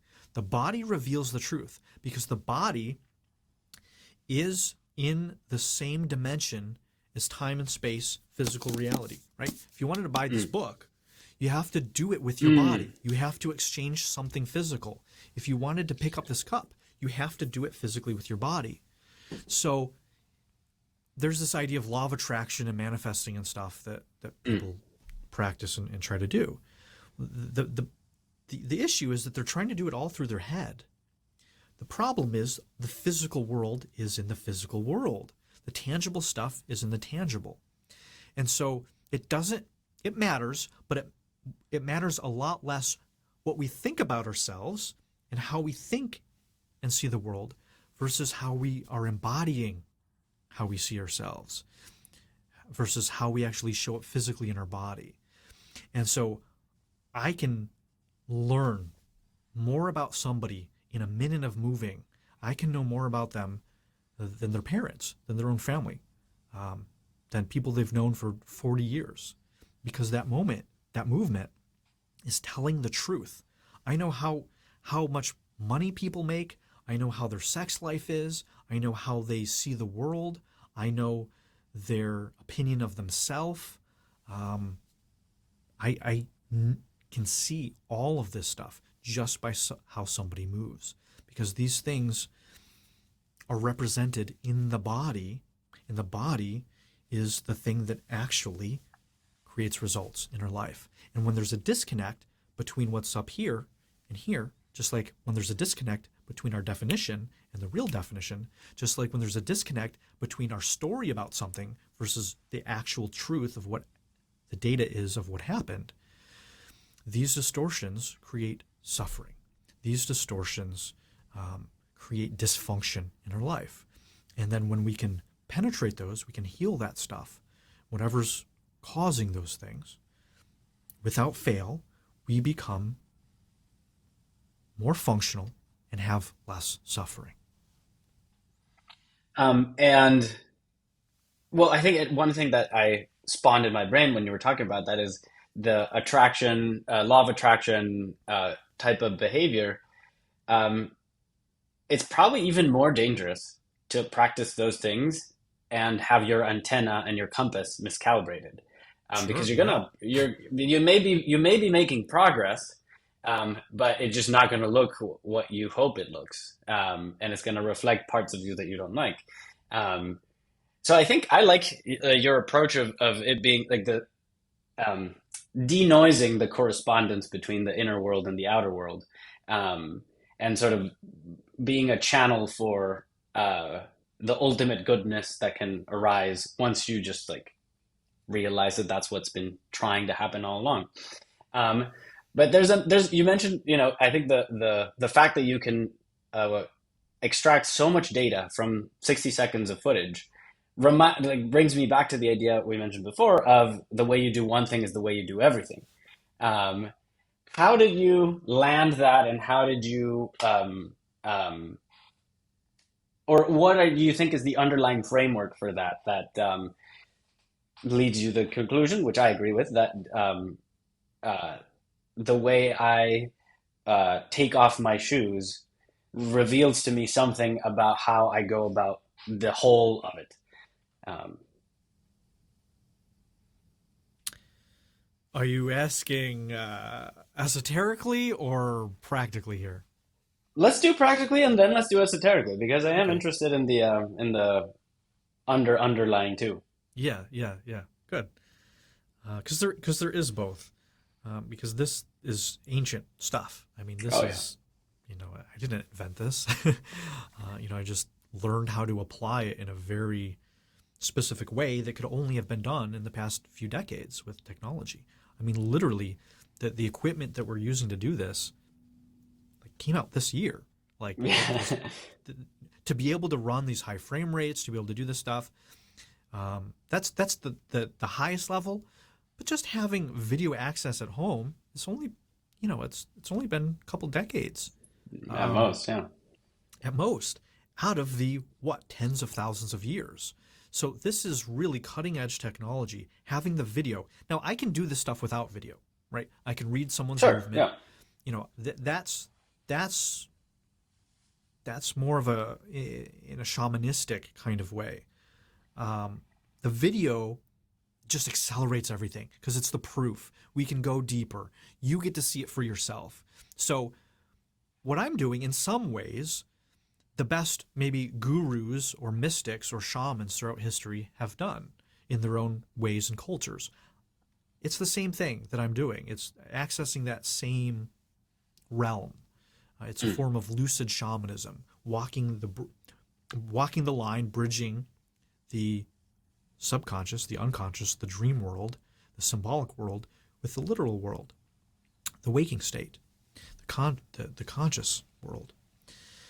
So this, how you do one thing, how you do everything, the practicality of it. When I started to really get into this archetype stuff, now I was doing the cinesomatic in a certain way, and how you move in your body, it's how you move in your life. That was apparent and obvious.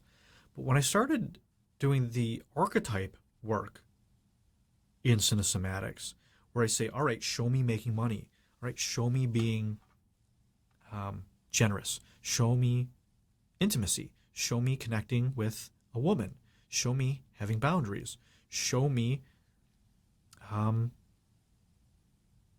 winning an Oscar, show me running a 9-figure business, whatever it is.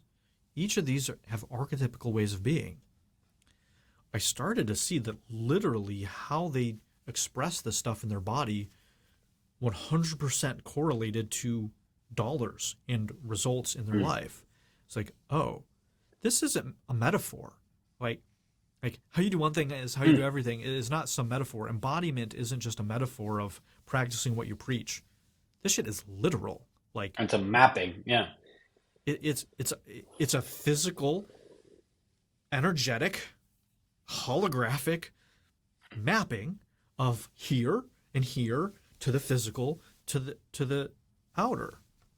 And when I saw this, literally dozens, hundreds of times before my eyes, it was just like, oh, well, this is so obvious. And then it was, okay, well, if this is true, right? Because I'm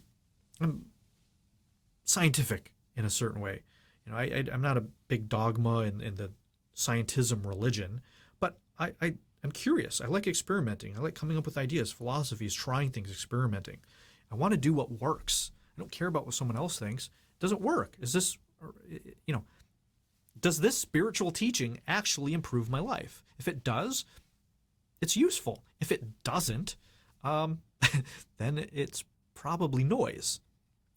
And so that's a really, as a side note, that's a really good indicator for life.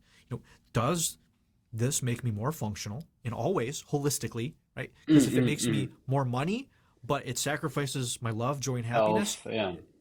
health, it's not the most functional. It's isolated functionality at the expense of everything else, which doesn't work holistically. Um, so if this makes life better and it can be expressed and experienced in the body, it's probably true. It's probably a universal principle. If not, then it probably not, or at least maybe I have to learn more and how to apply it. So once I was seeing this, that part of me that wanted to play and experiment came on and said, all right, well, what do we do with this? Like, we could just sit here and talk about it to, go into therapy, and that worked. I said, well, if as above, so below, then it has to also be as below, so above. It has to work in both directions. If it's fractal and holographic, the whole contains the part and the part contains the whole. Okay, well, if moving like this shows me you struggle with intimacy in your life, well, if we can change the way you move in your body, will it change your intimate relationships? If you move in a shut down way that shows me that you make very little money, can we get you to move in a new way that will help you make more money? And so I started doing that, and the answer was yes. And it's like, oh, well, this solidifies it. This is insanely practical. This is insanely practical. Okay, I have clients that come in, that in a few months get like a job offer that adds 3 zeros to their income. It's like, that's not an accident. You don't just magically happen across 1,000x results in your life. Something changes. That's a pretty drastic change. Other people, the range varies, but there's a lot of intangible stuff, right? So we think about how you feel about something, how you relate, how you relate to the space. It doesn't necessarily immediately reflect in your bank account. It doesn't immediately transform your face. But if you go through life thinking everything's a threat, right? Or if you go through life out of the military being trained that everything is a threat and the world is a battlefield, you're going to be moving in your body, you're going to be moving through your life like that. Now, it serves when you're on the battlefield, but when you're back in a civilian life, they don't untrain you. They don't train you how to relate to the space in a new way. You do not have to be afraid that the cashier is planting a mine under the, people don't think that way literally. If they do, that's some medical stuff that's happening, which is different. But this stuff is happening physically. So I'll say, walk through the space, and you can see somebody walking like this, like they're dodging bullets, like they're looking out for threats. Guess what's happening in their relationships, right? They can't keep relationships. They can't keep jobs, whatever it is. Or they're just in pain. They're in fear all the time. They're intense, right? And they get cancer because they're tensed all the time, whatever it is. All right, how can you relate to the space in a new way? Find a new way to move through the space. And then that it can bring up the trauma. It's like, oh my God, well, yeah, if I move through the way that's relaxed and surrendered and trusting, I'm going to die. Okay, great. Well, let's move through that. Let's work through that. And then we work through that, they move through that story, and it literally changes the way they walk. Their gait changes, their stress level drops. Everything changes. It's not something that you'd go to the doctor for, but it's still something that represents someone's entire life. And we start changing that at a very practical level. It doesn't make sense. A lot of these things don't make sense logically. It is a non-rational process. In fact, the more you try to make sense of some of these things, the more it slows you down. The less they work. Yeah. The less they work, and the slower you go, because you're trying to get it through this, which is just a supercomputer, versus this, which is a quantum computer. And you just embody it and feel it and let it in, and you got it. But then you say, oh, well, that person's running defenses. They don't trust. There's all these survival strategies going on up here, and it slows everything down. That's why in a chapter of my book, when intellect slows you down, the original name for that was why dumb people move faster, and that wasn't the nicest way to say it. But that's the idea. I recognize there's people with very low IQs that make millions and millions of dollars. They're not that smart. They don't have something anyone else doesn't. Why why are they so successful? Well, one reason is they know they're not the smartest, so they ask the people that are smart. They don't try to do it all themselves. They ask for help. They get help. They follow the instructions. Someone smarter than them tells them to do it a certain way. They just do it, right? They trust their gut, right? They're not running 50 algorithms in their head to know the 0.1% Optimal, difference. yeah. Yeah, exactly. And so that's going to move you a lot faster through life than trying to figure everything out here, second guessing everyone, trying to do it all yourself, et cetera, et cetera. But there's so one aspect that I've reckoned with over the past year or so is that realization of the two-way street, the two-way directionality between inner, outer, above, below. Um, I mean, the profound realization, like once you give it a try and you edit something internally, an internal representation of the world, and you see it mapped out in the outside world, that is a moment you can't go back from. I mean, that is Correct. that Yes. that is a moment that it is deeply unsettling. It is a little bit, you feel like a ship unmoored. Um, and there's this really interesting coming to terms with your previous ignorance of the fact. Um, Yes. so if only I had done this, 10 years ago, um, and even still, when you are face this experience for the first time and are able to navigate what it means and are able to start creating better connections, more authentic connections, feeling more developed professionally, creatively, um, there's still a sense of how far can I push it? How far does this go?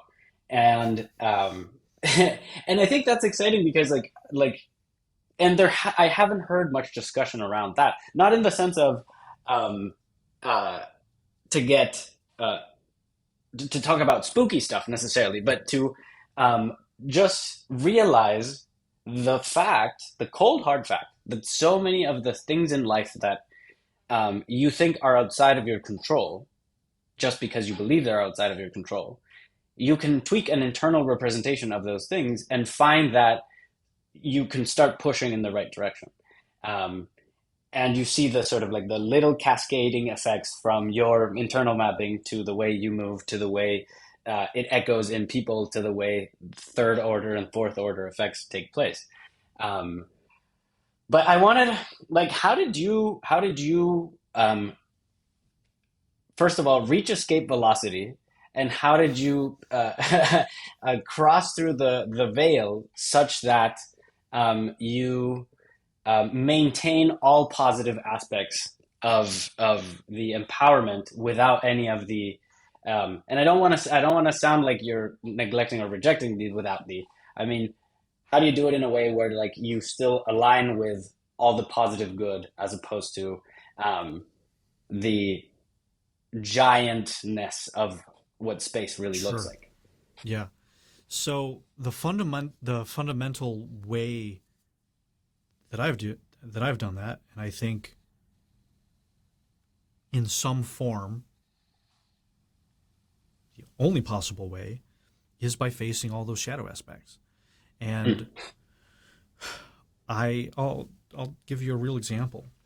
When I was undergoing this process myself, which was, it was the hardest.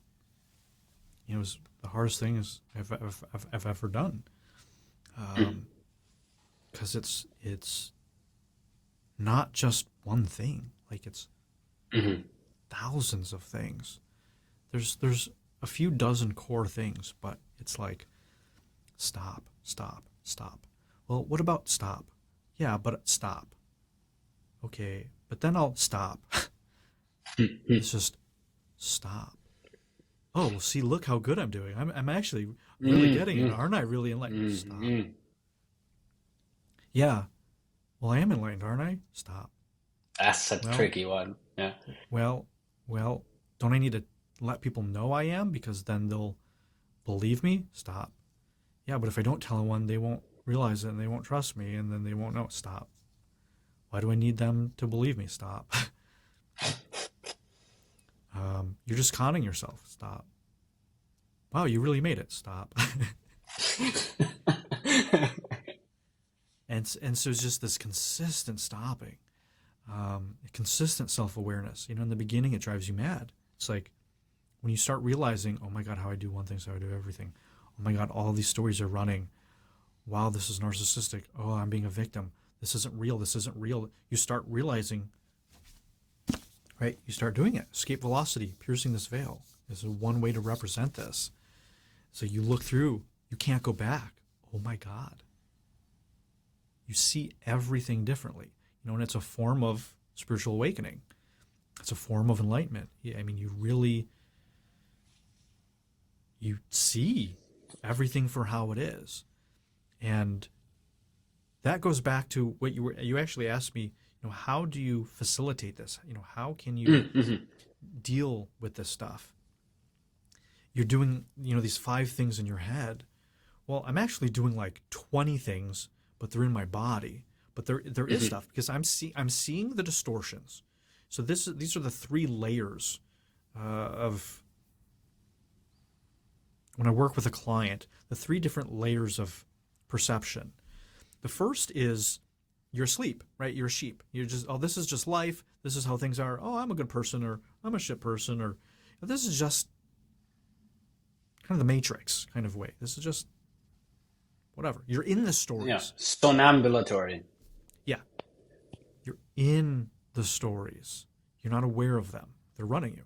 Then the second layer is where you realize you have all these stories. You're like, oh my God, look how fucked up. Oh yeah, that is narcissistic. Oh, I am martyring myself. Oh, I am being a victim. Oh my God, there's all this stuff wrong with me. Oh my God. Yes, no, I really wasn't a nice person. I was manipulating. So there's that level. That's that you're aware of the stories. And a lot of people get caught there, right? A lot of people get caught there in personal development, self-help, healing work. But there's a third layer, and that's your true self, right? That's the place where there's nothing wrong with you. You have everything you need. You're enough. It's perfect. Everything, there's nothing there. It's beyond. You're lovable. And so what I'm doing when I'm working with a client is I have to navigate all 3 of those while I'm looking at somebody. And when I'm in a group, right, 10, 20 people, seeing all of that stuff, I get to see where they think they are, how they're projecting and manipulating the space with their personas, the masks. Then I get to see what's really happening. And then I can't be bamboozled by either of those 2 because they want, you know, these stories want us to buy into them. Oh, poor you, right? Poor me, all this Mm. stuff. Or fuck you, la, la, la, la, la, la, right? Oh, right. The ego is going to find all the ways to make these 2 layers true for us to buy into it. But then I have to see that third layer. I have to see the person through all of that stuff, acknowledge all of that stuff, and understand none of that's real. That the person beyond that has none of that. There's nothing broken. There's nothing needed to be fixed. And so holding that energy of that true self to navigate them through those layers, you know, that's all happening too. And in order for me to be able to do that, I've had to be able to navigate that in myself first, or else I do get bamboozled by it. Totally. And tether yourself to the true self of your client, Great right? word, Like tether. Yeah. yeah, yeah. So like you're spacewalking together and you know that it's going to be rough and you've done this before, but your partner hasn't done it before and they're like, Yeah. oh my gosh, space is so gigantic. um, Yeah. um, no, but it's awesome because I think that like one of the aspects that I really admire about your method is that it's one of those things that is timely, as in, as you mentioned, like you couldn't do this 10 years ago. It seems to be ideally suited to your personality. And it seems to be a vehicle for you to jam with these concepts that are, I am a huge fan of, but I also get the sense that you're a gigantic fan of too. And that the impact is beauty and love and healing. um, Yeah. and money. Yeah. That's great. Yeah. Um, and It's a real blessing. um, Yeah. well, I actually now I sidetracked. I thought about your website, and I noticed that in your website you have a bunch of Renaissance art, and I thought that was interesting. I want to know why. Oh, ooh, this is fun. Yeah, why? Um, a few reasons. A few reasons. Um, One is just because I'm drawn to it. If you look in my house, you can't see it here, but there's a St. George and the Dragon painting over Mm-hmm. here that I had reproduced from a church in Montepulciano in Italy, in Tuscany, when I was there. Um, I have I actually have some of this art in my own house, so I personally resonate with it. Two, they're they're really powerful archetypical symbols. So they convey in a very classical, undistorted, archetypical story, myth, right? You know, Mm. these ancient. Canonicalized. Yeah, yeah. Exactly. And so that that's one reason. And a third reason too is that when you start doing this work and you start living from feeling rather than the head and the intellect, the way that you interface with the world is very different, because you're no longer listening to music from your head, you're feeling the music. You're no longer analyzing a piece of art based on heady criteria, you're feeling the art. When I look at people's profile pictures, I'm not Mm. looking at how great the filters are. I'm looking at how they see reality through what they've done with their pictures. So I'm perceiving things in a very, very different way than a lot of people. And one of those ways is being able to perceive an interface through feeling. Mm. And there's a lot of modern art that's through the head. Mm-hmm, So mm-hmm. if you look over the past No. 100 years, the progression, most people were in their bodies. They had to be. Yeah. They were doing physical labor, or they were at factories, or for most of history, we had to use our bodies.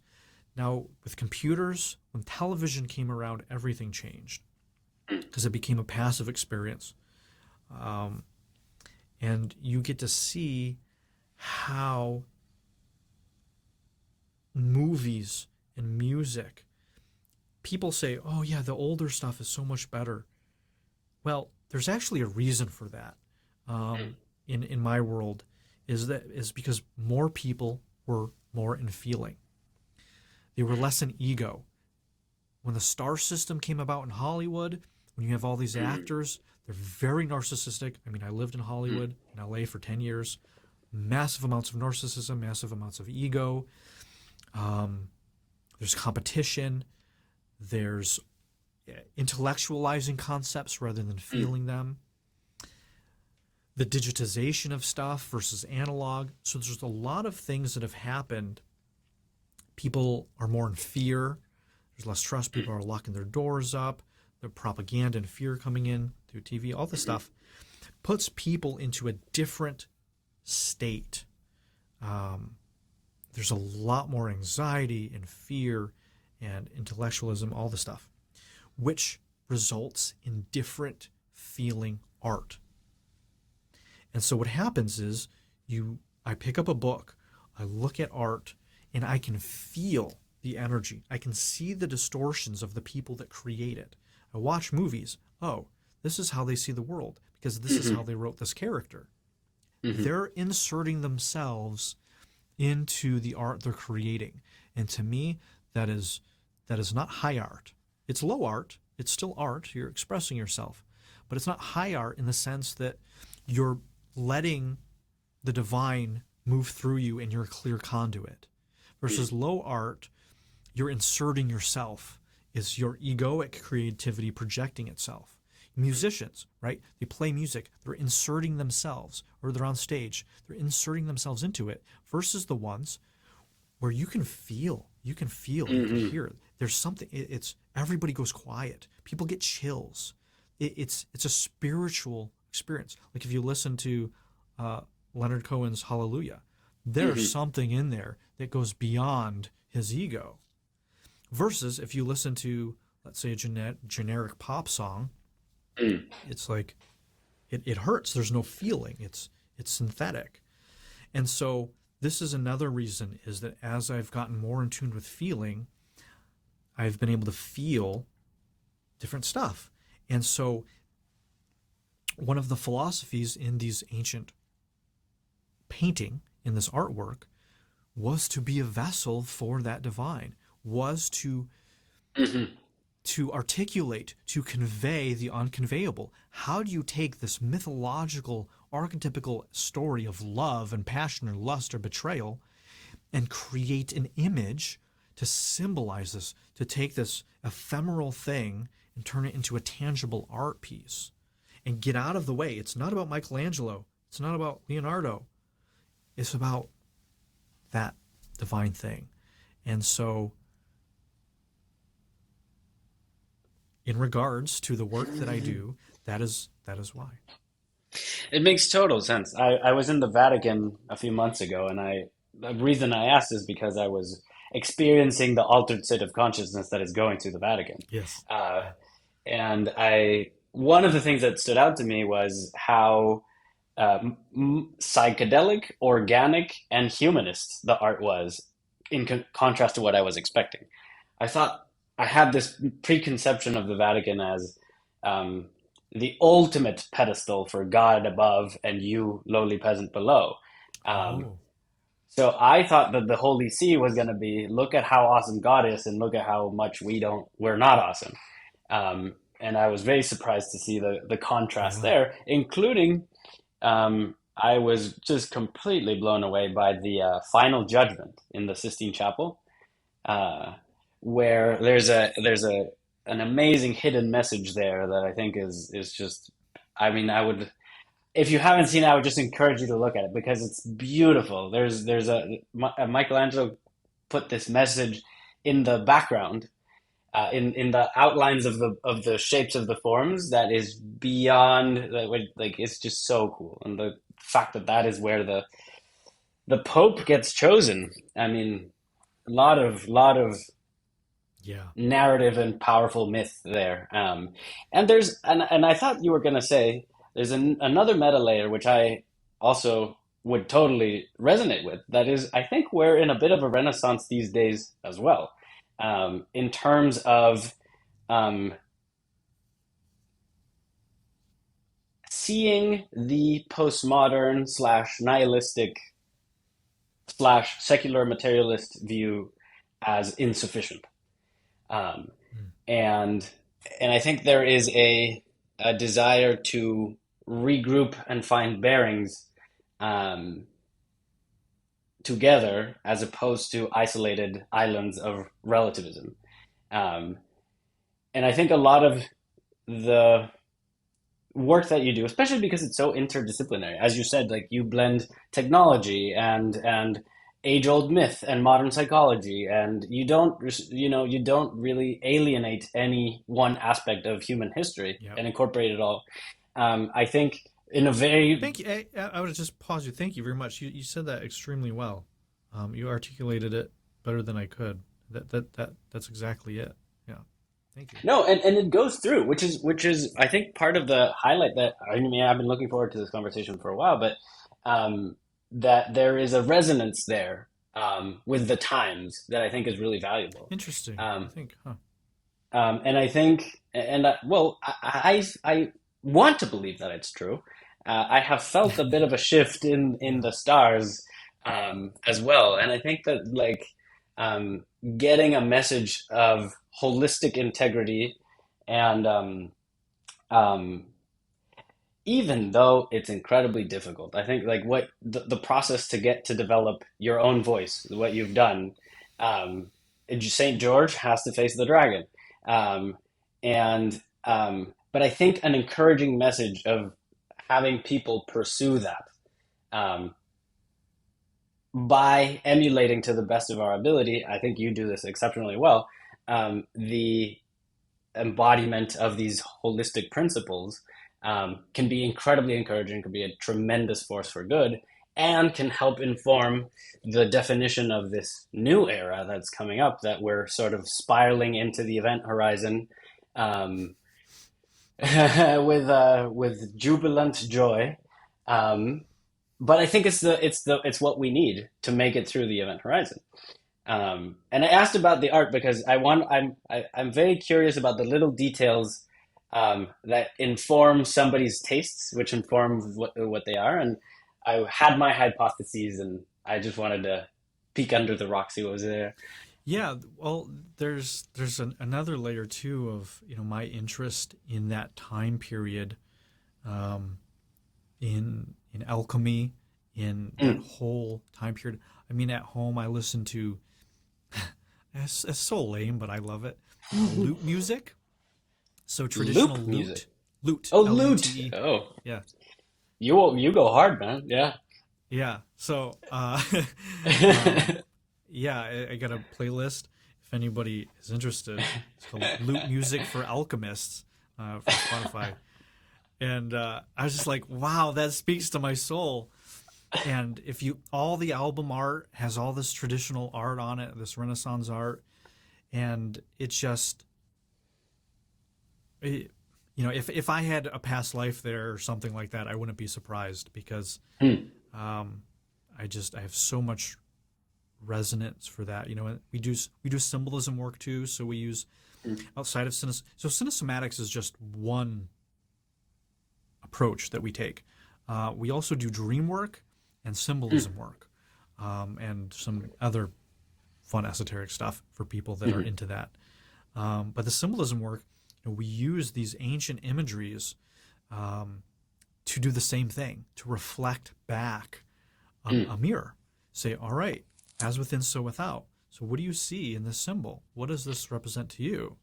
And then what I'm doing, I'm facilitating that process in an altered state and seeing how they're reacting to it, right? If, let's say, you show a symbol of an angel versus a devil, or a cat versus a dog, or a man versus a woman, people are going to respond differently to those things.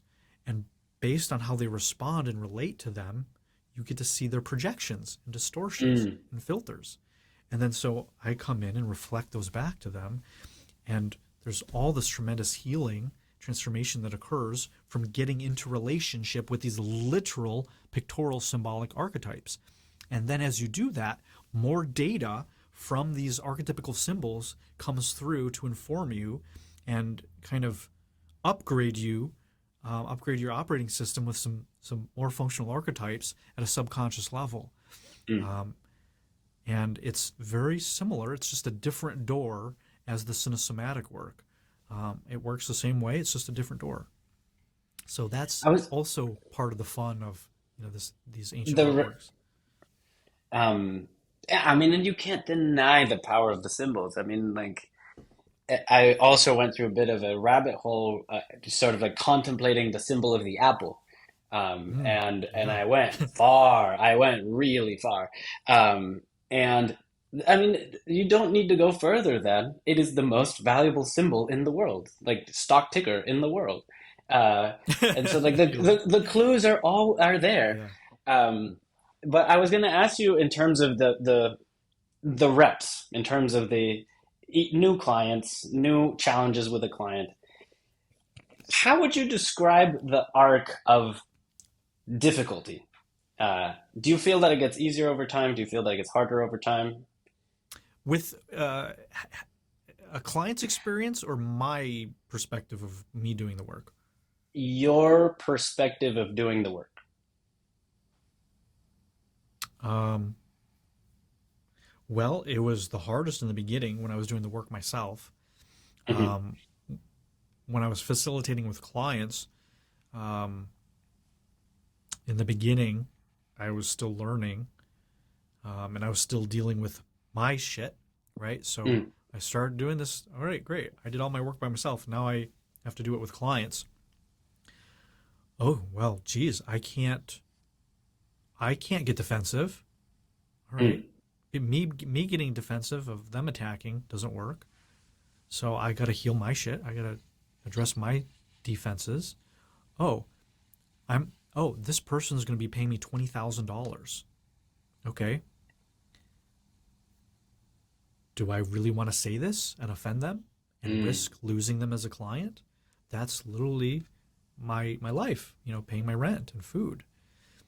Okay, well, I have to be willing to lose all of that to tell the truth, right? So to getting to the place where I'm secure financially Mm. and emotionally, where I say, I don't, you can leave, right? I'm willing to lose my clients in order to tell them the truth, in order to love them, in order to tell them things that they don't want to hear.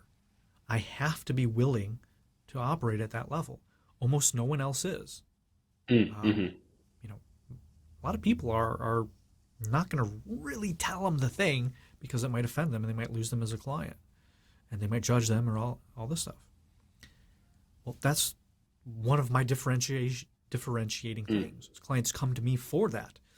Very high level people that are around yes men or that Mm. can't hear that can't get the truth. And, they come to me because they know I'm going to tell them the truth no matter what. Um, doesn't mean I'm being mean. It doesn't mean I'm hurting them. It's the opposite. But Mm. sometimes being told that you are living in a fantasy, that you are manipulating, that your career is based on deception, of self deception, you're abandoning yourself, that you are being a victim, that you are codependent with your partner of 30 Mm. years.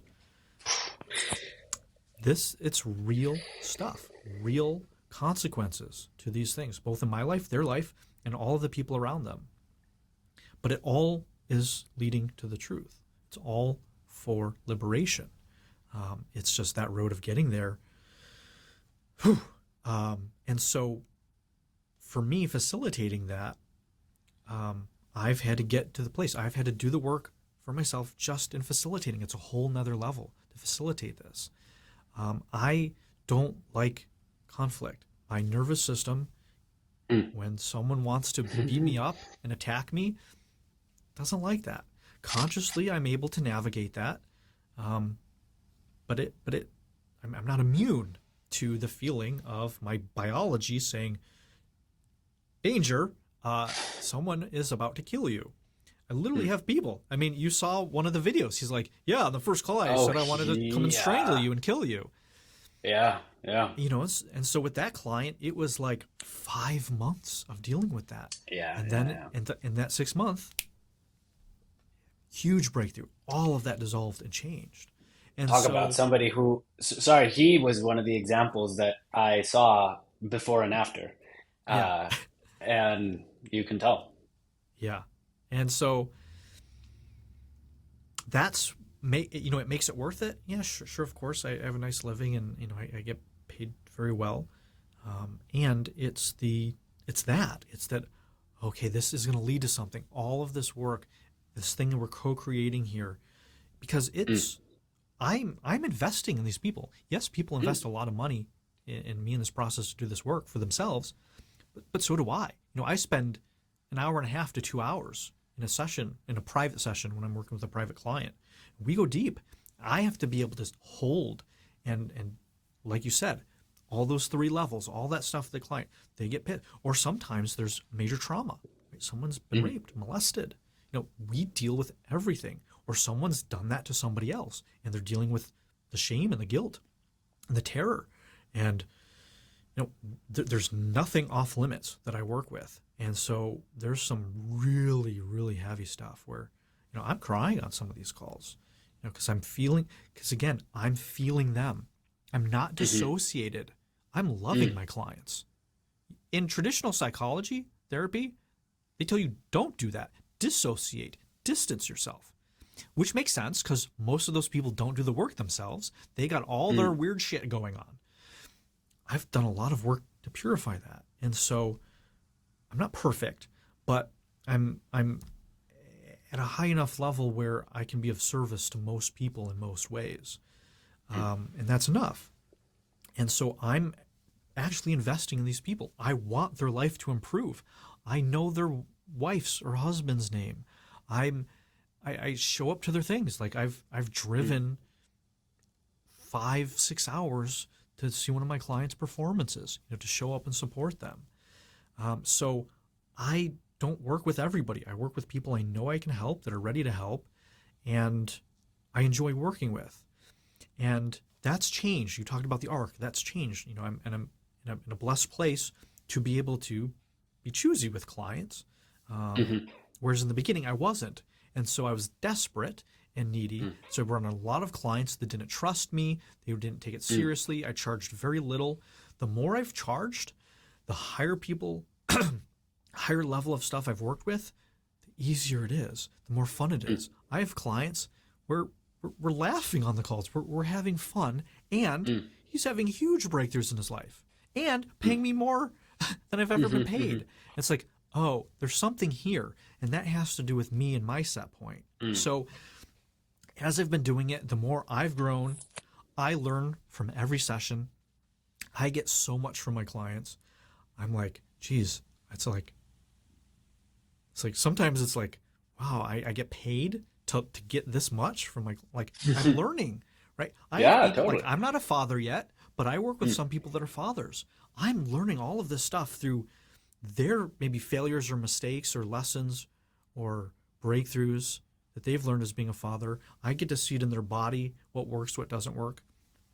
That's preparing me for maybe when I have kids, stuff like this. So my clients are a reflection of me, and for better or for worse, in all sorts of ways. And it's really beautiful. It's very fulfilling.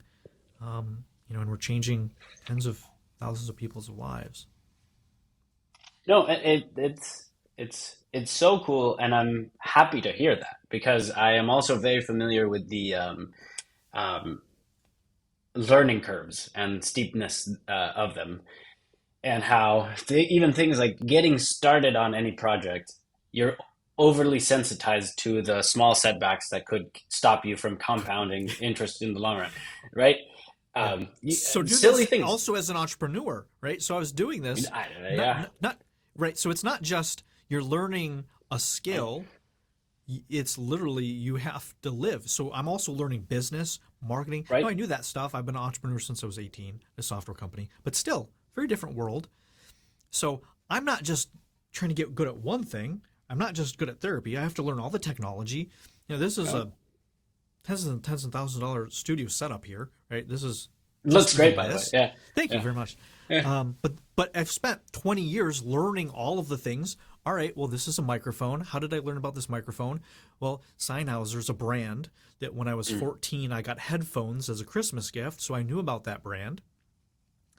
And photography, getting into a Mm. Canon DSLR. Lenses and yeah. Yeah, yeah. When I was 18, didn't do much with that professionally, but now I am.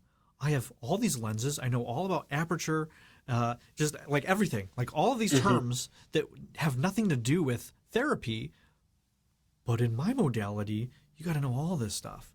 And then running a business. So it's been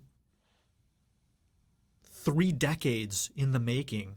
Every single thing I've learned in my life is applied into this modality. That's why there's nothing else like it. You really have, because then it's not just learning the therapy. It's also have gone through it all myself, which was the hardest part. Then it's knowing all the technology. Then it's learning the business. Well, then I have to write. Right, I have to be a good writer. Oh yeah. Publish that. So it's like it's been a lot to get here. I've been homeless twice. I've been published and failed, and most of my businesses have failed. I've been rejected by hundreds and thousands of women and people. Mm. Um, yeah, it's been a huge undertaking to get here, but it's paid off finally. Um, Finally, And I'm after and 15 years. that is, I think that is the messages that we need, right? The people who make it on the other side and be like, um, I can synthesize the entirety of my being into a mechanism, into a practice that elevates not just me but everybody around me. Um, Exactly. Yeah. and so, for example, when you were describing the requirements of the enterprise that you're building, the technology, the capital expenditure, the putting yourself out there, the started building a brand for yourself, all that stuff that you could frame it as, all the terrible, like all this other stuff that I have to do to get to what I want, or you could take the perspective that you're doing and what I'm doing as well. That is, you mean I get to geek out about technology and get good Yeah. at money and get good at like Yeah. Yeah. all these really cool things? And it's the gift that keeps on giving. I really loved what you said about the um, you feeling like you grow so much from every client interaction.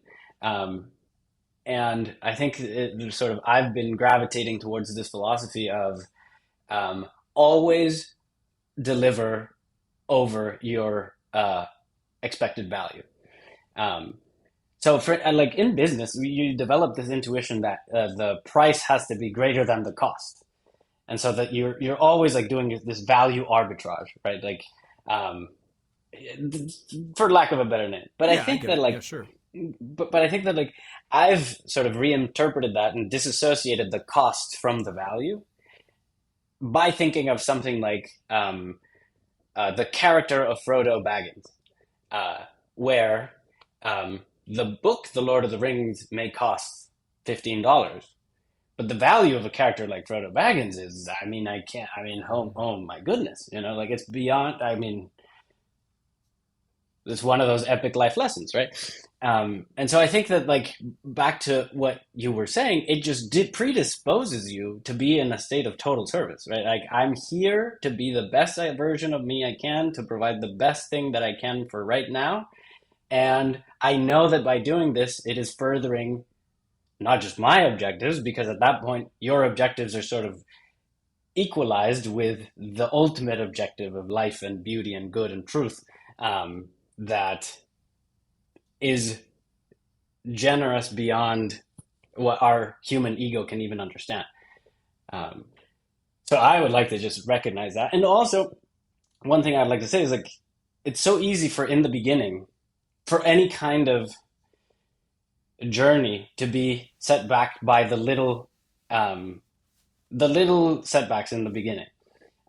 Very silly example: the first few days of the gym are beyond awkward. Like the first few days of the gym, you're like, oh my gosh, I'm so inadequate. I don't know what machine to use. I don't know what the etiquette is. Everybody looks so fit. I'm very aware of how not fit I am, and just pushing through will yield results over time if you commit to it. I think that, and having as many notes of that, working for different people to serve as encouragement is important. I also recognize that the difficulty level of the game uh, increases, right? Like the next challenge is an order of magnitude more powerful than the current challenge. Um, And you're also an order of magnitude stronger. Yeah. Right.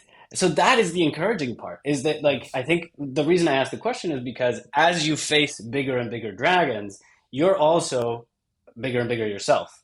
Um, and it's just the sneaky little game that we play that we forget that we are perfectly equipped to handle the situation at hand. Yeah, Um, it's like that quote. Oh gosh, I forget who it was, but it was like, if you um, if you possess the desire, you also possess the wherewithal to achieve and fulfill that desire. mm, If you are presented with a problem, it's because in some way you have a capacity to address that problem, or else it wouldn't be presented to you, right? Right. Getting to Mars was presented to Elon Musk, not to, you know, a peasant in Beirut or whatever the hell. Sure. Yeah. Yeah. Yeah. So it's seeing it differently that, oh, this is a burden, right? And this is something that Mm-hmm. in Cinesomatics that we see. I was working with somebody actually a few days ago about this. They were walking around the space and say, you know, relate to the space, and everything was an attack and a burden. Guess what? Their life felt like everything was just another thing, and they just couldn't deal with stuff. And then we shifted that. It's like, what would the opposite be? Show me that in the body. So if this, well, maybe this. Oh. And then they started to nourish themselves with it. It started to support them rather than burden them and attack them. And so that's a perfect example of not just mentally reframing, but embodying that change is, oh, this, I don't see problems. I see opportunities to grow. I don't see failure. I see feedback. It took me many years to reprogram myself before I knew this stuff to change these perspectives, because whether it's true or not, it doesn't matter. These serve more. Your life will work better if you see things as opportunities to grow and things to learn from than as more burdens and attack and problems that is going to hurt you. No, and to echo just the idea of the irrelevance of the truth of any given statement. If truth were the only metric, I mean, all art would be abandoned, right? Like all art is a lie, or to the literal inclined Like mind, facts, yeah. facts. It's not true. Like Harry Potter didn't actually happen, but But there's truth the contained in the story. but there's beauty, like eternal, mighty truth in there. Yeah. And I don't know if you want to do a little bit of a loop around the esoteric stuff, but I wanted to ask you what some of your favorite foundational texts have been.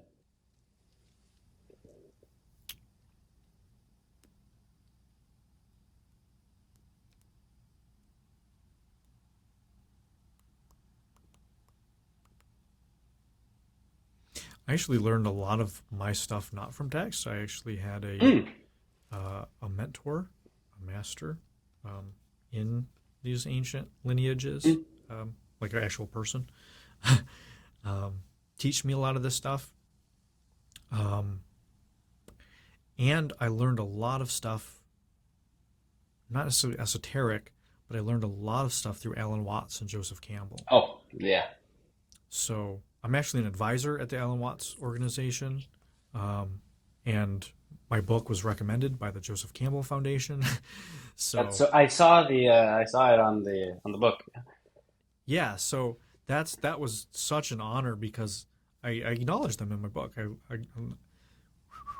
I acknowledge my mentor and Joseph Campbell and Alan Watts at the end of my book because they've had a huge influence in bridging all of this stuff together for me. There's more esoteric stuff that I've learned through alchemical studies, Hermeticism, Taoism, um, Indian texts, things like that. Um, and a lot of stuff just through direct experience. When I was younger, I read things like Think and Grow Rich, Mm, How to Win Friends and Influence People. Those were like my first traditional self-help things when I was 18. I've read a lot of like New Age stuff, like Abraham Hicks or um, things like that. Course in Miracles is actually a really good text. That's something that feels that's something that doesn't feel like it has ego in it, which is one mm, reason I like. It's very heady, like it takes 30 pages to describe one concept. Um, mm. It's one of the books that just reading the first page made me cry. So I'm like, Oh, whether you like it or not, whatever you think about it, there's a certain yeah. weird culture around it. But if you just read it for what it is, it's like, oh wow, yeah, holy crap, yeah. So that book had a big, just the first pages of some truth, whereas like this doesn't feel like some random schmoes egoic Mm. projection. There's something deeper to that. And then I have like over here, I have The Secret Teachings of All Ages by Manly P. Hall. Um, yeah, some more esoteric stuff like that. Um, no, it's so awesome because you quoted "as above, so below" many times, and I'm a big fan of the Kabbalion and the Emerald tablets Emerald and all tablets, yeah, yeah. the Hermetic Hermes corpus. Trismegistus. Uh-huh. And I think it's fun. I think like we are in a very blessed perspective, having been born into this generation of being able to look back with without necessarily being without having our identities thrust into the culture that produced them. And so we have a bit more distance, and we can decide to engage on these texts or notions. Yeah, and we have access to them, which Yeah, most people up until 30 years ago would have no idea even these things existed, let alone be that's able to read them in a second on right. demand. You literally would have to travel to some crazy To library Egypt. somewhere, to Egypt, right? And we also are blessed to not be persecuted for it. We could literally Yeah, come up here and publicly say, I've studied Hermeticism, and not being burned at the stake. right. So there's some weird censoring and cancel culture. There's some weird shit happening, but even without that, our literal personal safety in our own lives, for most of us, we can study this stuff in the privacy of our own home and publicly, without, at least right now, being burned at the stake or put in jail or something like this here in the West. There's still Hmm. places in the world that you can't do that. So we are very blessed. This, as you said, is a renaissance.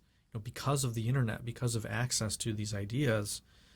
Um, it's my vision, it's my prayer that access to the sacred knowledge, um, will continue to grow and to do good in the world. Um, Amen. I mean, yeah, yeah. that's what we're here for. Um, so what's next? What's been on your mind of these next, these past few weeks looking toward the end of the year? What are you excited about? What are you sort of like embracing the challenge of what's on your mind? Yeah. Well, specifically, it's for me. It's going to be around business. Um, I'm in a fortunate position that my book has done well, and I'm getting referrals from people that, um, I got a lot of private clients, Mm, and so I can't scale much doing private mm, clients. I'm very grateful. It's a blessing. I love my clients, and the next step is going to be transitioning, moving to group work. mm, I've done group work before, group workshops, stuff like that. So it's not.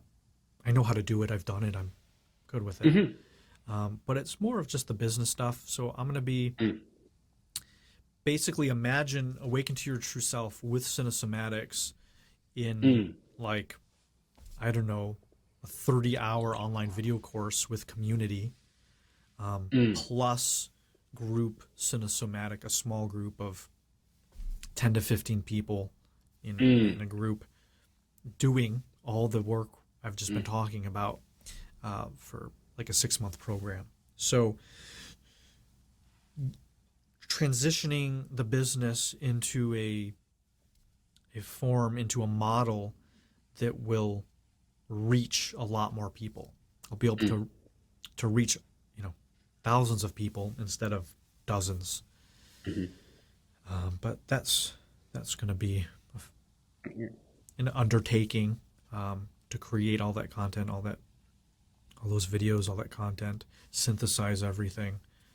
Um, so that's something that I'll be able to sell at scale because it's going to be a self-study course, and then an Mm. optional component for people that want to have the money, Cohort that want type to of. spend the money to work with me, Oh, right, right, right. in a Yeah. small group.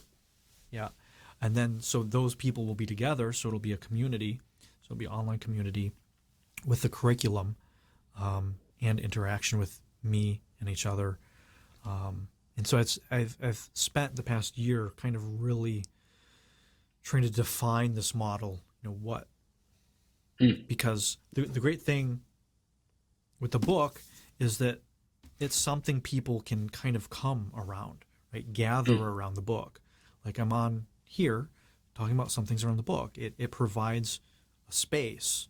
It Hmm. creates a sort of gathering point. And so I wanted to create um, an online course that is like fucking just tremendous value, that just has like all the secrets, all of the stuff, for anybody ready to go there. And then a community, because this stuff is a little weird when you start doing this Mm-hmm. work. As you said, once you step through that door, nothing's the same. Everything changes, and it's a very small percentage of the population that has walked through that door and is living that life. That Mm. consciously knows how to do that stuff. So now, because I have a bunch of clients, they've all been private. Let's get them talking to each other. Let's Mm. have a community of people that you can connect to and say, "Oh yeah, I know about stopping. I know about reverse wiring. I know about the truth self. I know, about how you do one thing, how you do everything." Um, and so having a group of people that all speak that same language, it's an empowering language to speak. That's the next step. So I got I'm in the planning stages of that right now, and that's pretty much going to be it.